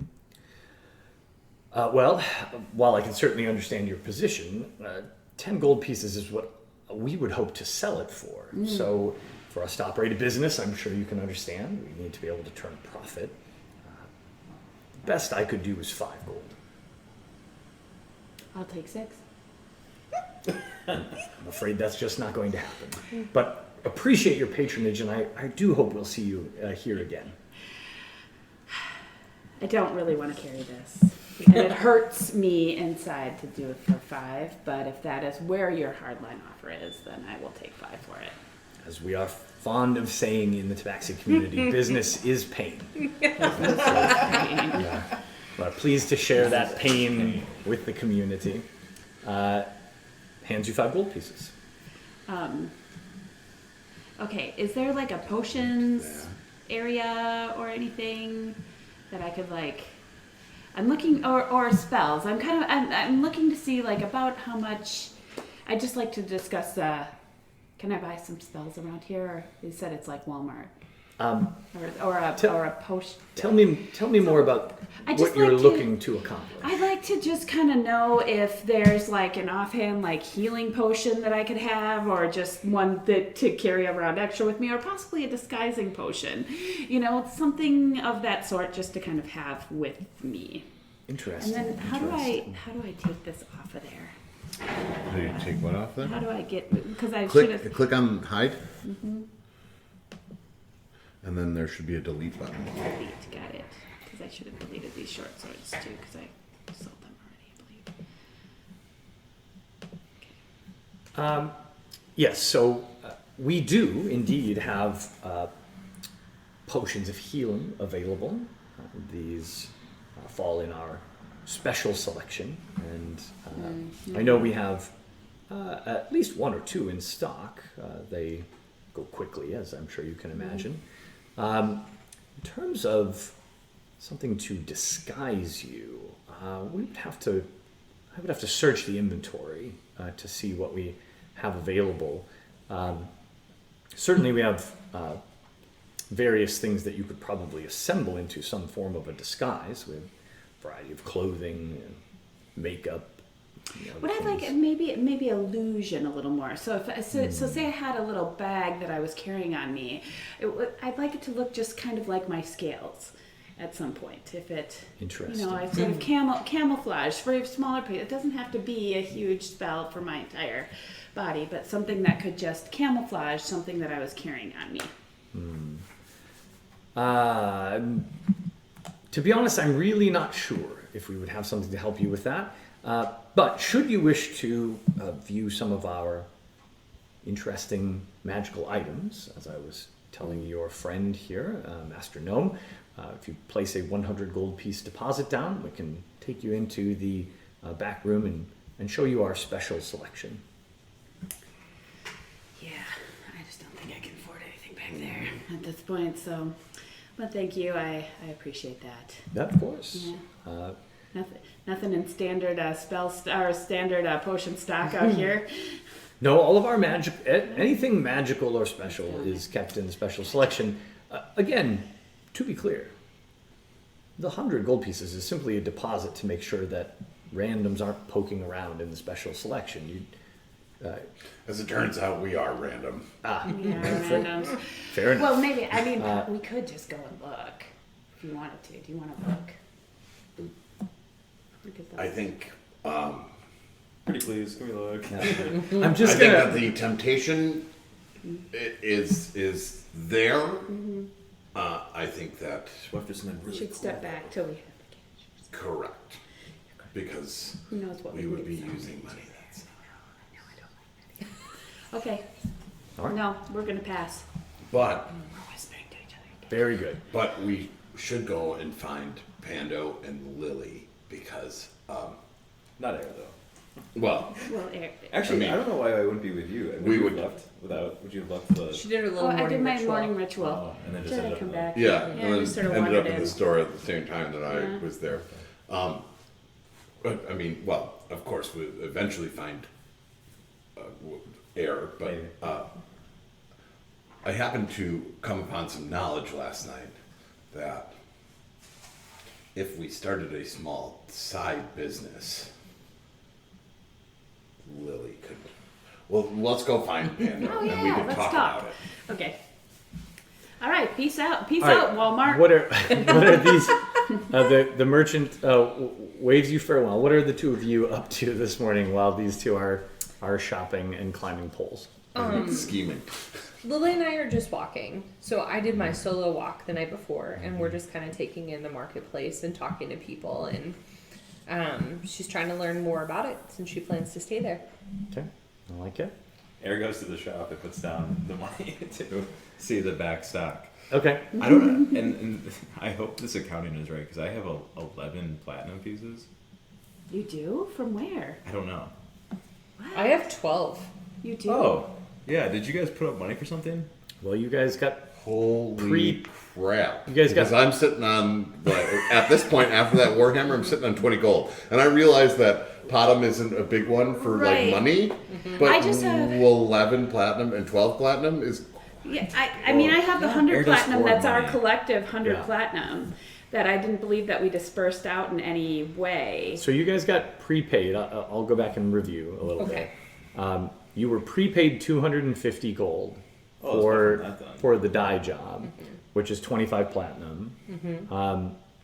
You collected some money before that from Nell the Knoll.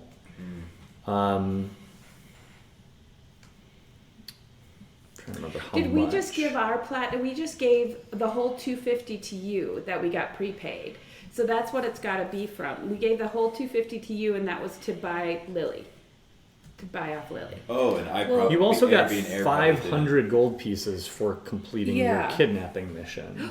Because the Lily stuff you did give me, but I thought I even Oh, yeah. paid you back from from the kidnapping. This is why Air doesn't participate Yeah. in. I mean, Lily's Money. contract cost you 700. Yeah, so Pay it out? I trust that That's not that. That's not. it's not out of- crazy, yeah, is yeah. what I'm saying. Yeah. It's not Yeah. crazy that you've got that money. But But if I haven't paid back, I would want that Pando absolutely would have.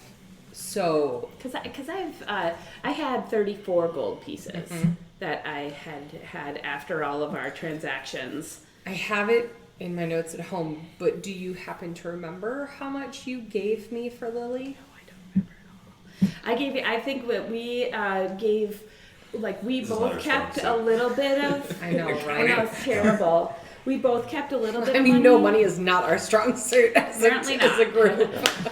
We both kept some, like, 25 gold pieces or something like that. That's 20 this, gold yep. pieces, and then we gave you the rest of whatever we got. I know. I'm just wondering what that was and what I had, so I So can we pay got you guys 250 back. in advance. you got 250 in advance. So we both kept the equivalent of 50 gold pieces between us, I think, and we gave you the rest of it. So then each of you would get 100 gold pieces. But you, what I do remember, I'm pretty sure, is that Yeah. you carved off Air's part because Air was Yeah. No, we because knew Air Thomas would wasn't not. actually here. Yeah. Yeah. And so you said the share of this that Air would take, we're gonna just give to Air. Correct. And then you were doing your Mm-hmm. splitting with the rest of that. So it would have been 62-ish or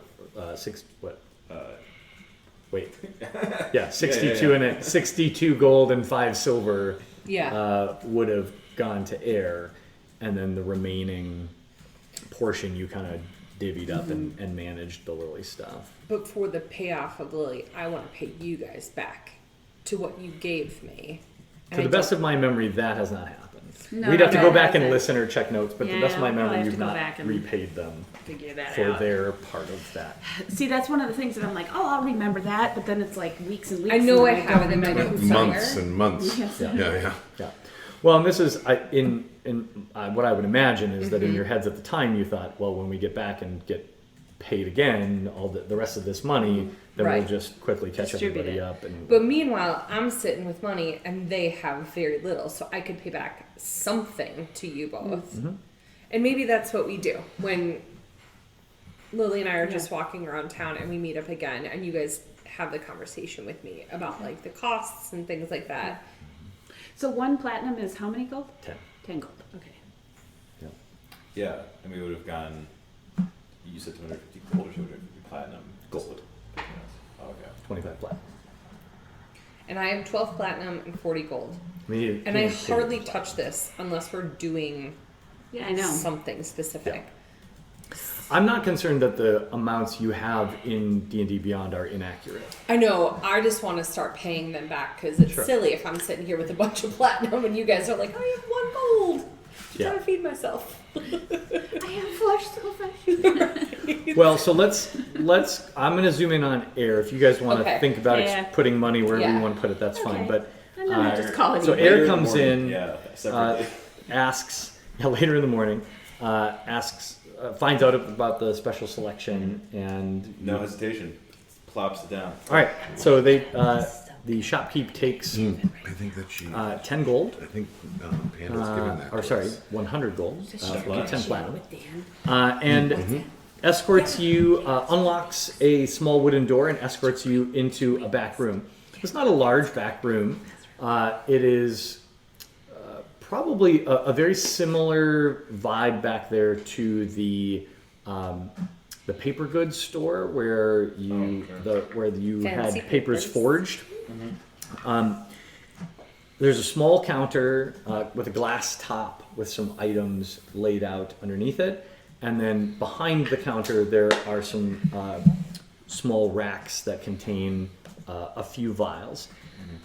As you come back, the merchant says, I do have to apologize. We don't have an extensive selection right now. At different times of year, it ebbs and flows. But we do have some inventory available. So there are some potions. We currently have 3 potions of healing to help recover from wounds. we also have something interesting, a single potion of climbing, which gives you the ability to climb vertical surfaces as if you were, essentially, as if you were walking. It doesn't make you walk on walls, right? But it makes you very good at climbing. And we have something that we have to sell with caution, but we have an interesting toxin available right now. Again, should you wish to inquire about the wyvern poison, it is something that we have to make a note of for the blades as to who makes that purchase. It has a variety of uses. Yeah. In addition, and he directs your attention to the glass case. In addition, we have a few items that you may find interesting. Points to 2 scroll cases that are side by side. One made of wood and one made of a sort of silvery looking metal. These scrolls have magical spells recorded on them. So if you are a practitioner of the arcane arts with enough understanding to read the script, you can cast the spell directly from the paper, or should you be a student of magic, could perhaps learn the spell.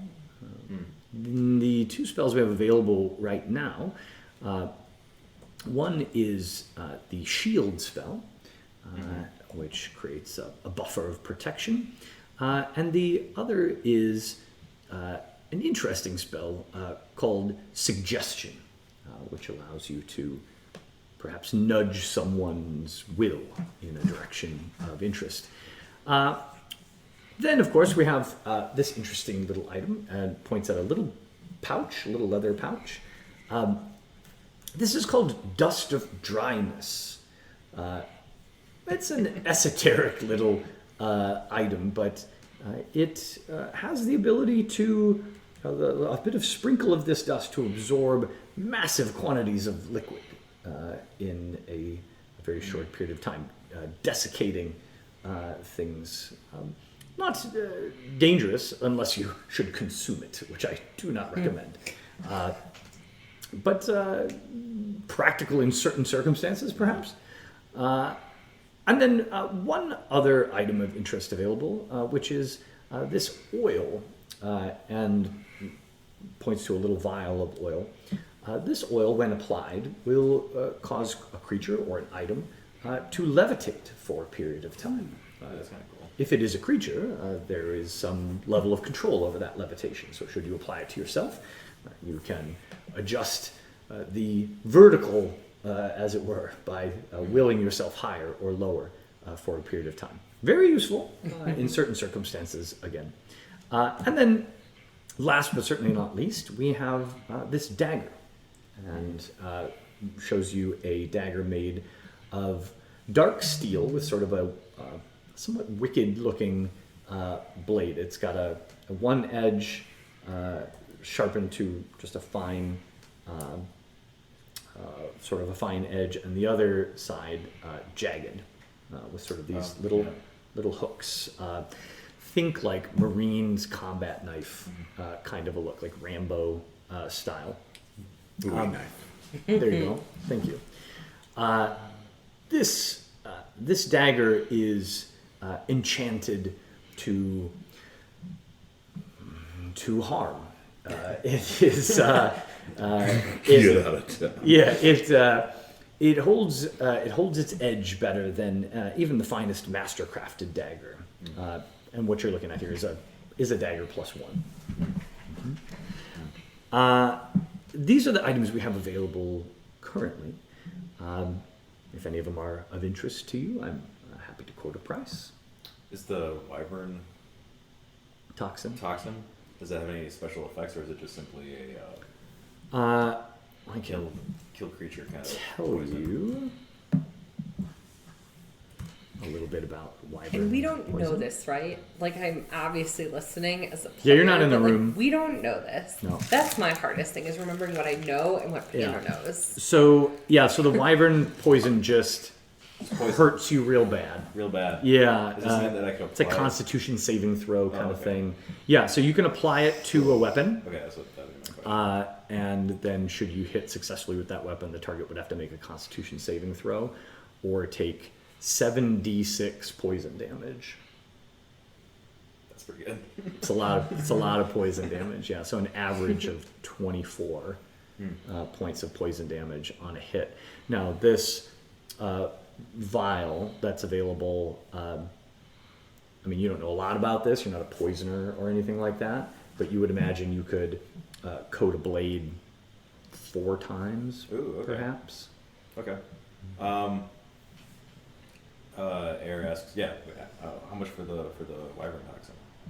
Yes. Well, as I'm sure you can imagine, this is incredibly potent and, of course, as I mentioned earlier, a controlled substance. So it is meant to be sold for alchemical experimentation and learning. Of course.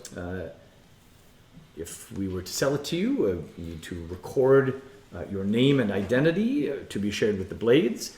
The price for this vial with that recording is 800 gold pieces.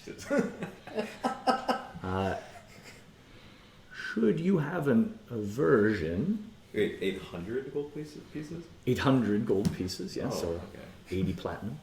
Picture like cartoon eyes like bugging out. Like, Should you have an aversion to your name appearing in writing, for a price of 1,200 gold pieces, we could perhaps sell it to a local scholar. I love that. That information is just like, you know what? If you don't want your name recorded, it's more. Yeah. 1,200 and we forget the name. Wow. Okay. Well, Era thought she was, you know, the big guy on campus. Ballin' here. outrageous. Yeah. Yeah. She's been a little humbled here by the price quote. She puts the vial down. Very Oh, they never handed it to Oh, you. okay. No. It's under glass. Yeah. Alright.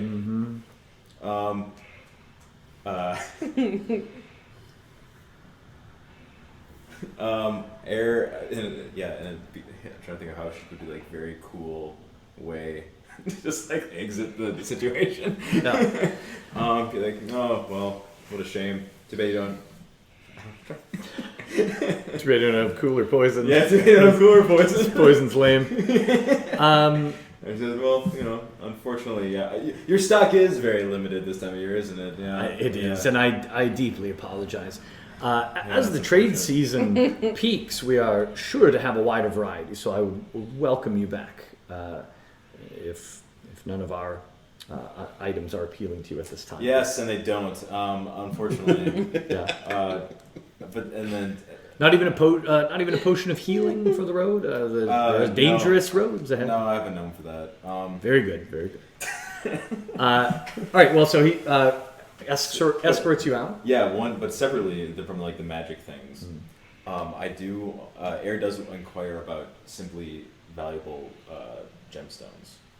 If they sell them, Yeah, okay. diamonds, garnets, emeralds, anything, sapphires. Separately, Yeah. not Let's magical see. necessarily. I'm trying to find something I can trigger. I mean, they do have Trigger a checkpoint here in this. They do have very limited, very limited available. I would say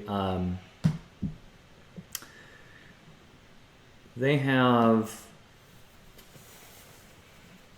2 small cut moonstones, priced at 60 gold pieces each. They also have a single ruby, uncut, priced at 1,000 gold pieces. so poor. Story of our team. It's like an. Well, I thought I had money. Compared to. I mean, your team has in their possession right now more money than most of you have had in your hands Right. ever. But That's in not the real entirely world. true, but So the gap is 60 gold or 1,000 gold. I mean, they're not. This is a general store. They're not a jeweler. So the fact that they have any of these at all is only by accident.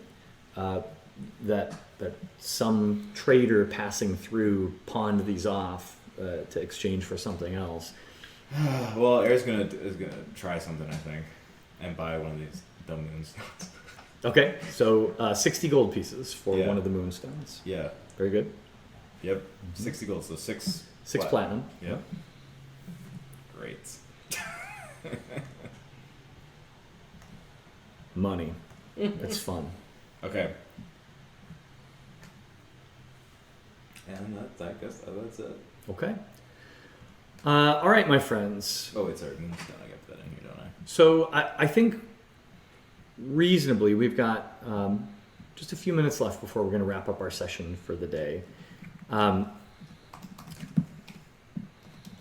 Let's assume that you've all come back together in town here at some point in the day and exchanged various stories and information about what you've all been up to. Can I exchange one action? Yeah. I just so Piano goes over to Freya. So I'm reading a series, and her name is Feyre.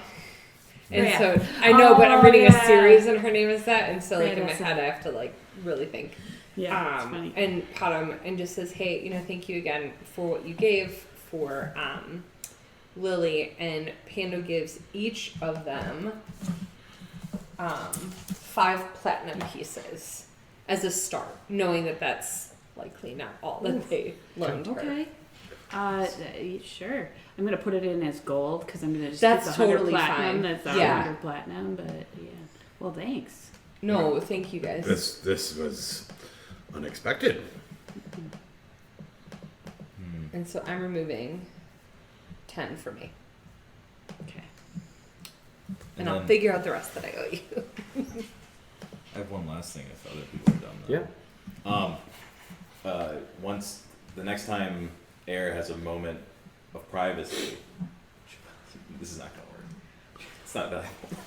She puts the moonstone in the box, in the obsidian box. Okay. See if anything happens. Guessing nothing, but here, take a shot. I haven't put anything in a box in a while. It's true. You haven't. Interested.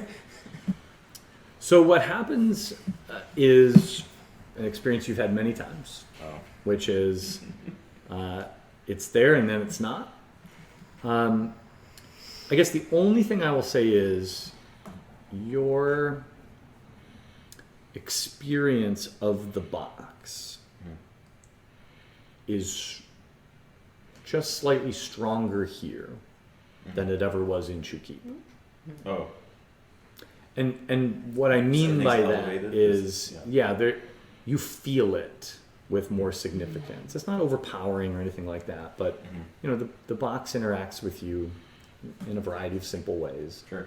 and all those ways are just slightly more pronounced. Does it cause Air concern? Like, is it surprising to her? And it's like, It's noticeable. I can't speak to how Air reacts to it. I guess that's on you, but it's the equivalent of if you've always had, what was it, tinnitus, where you get that like yeah. But like buzzing or ringing in your yeah. ear, and as you've come west, It's gotten stronger. it's gotten stronger.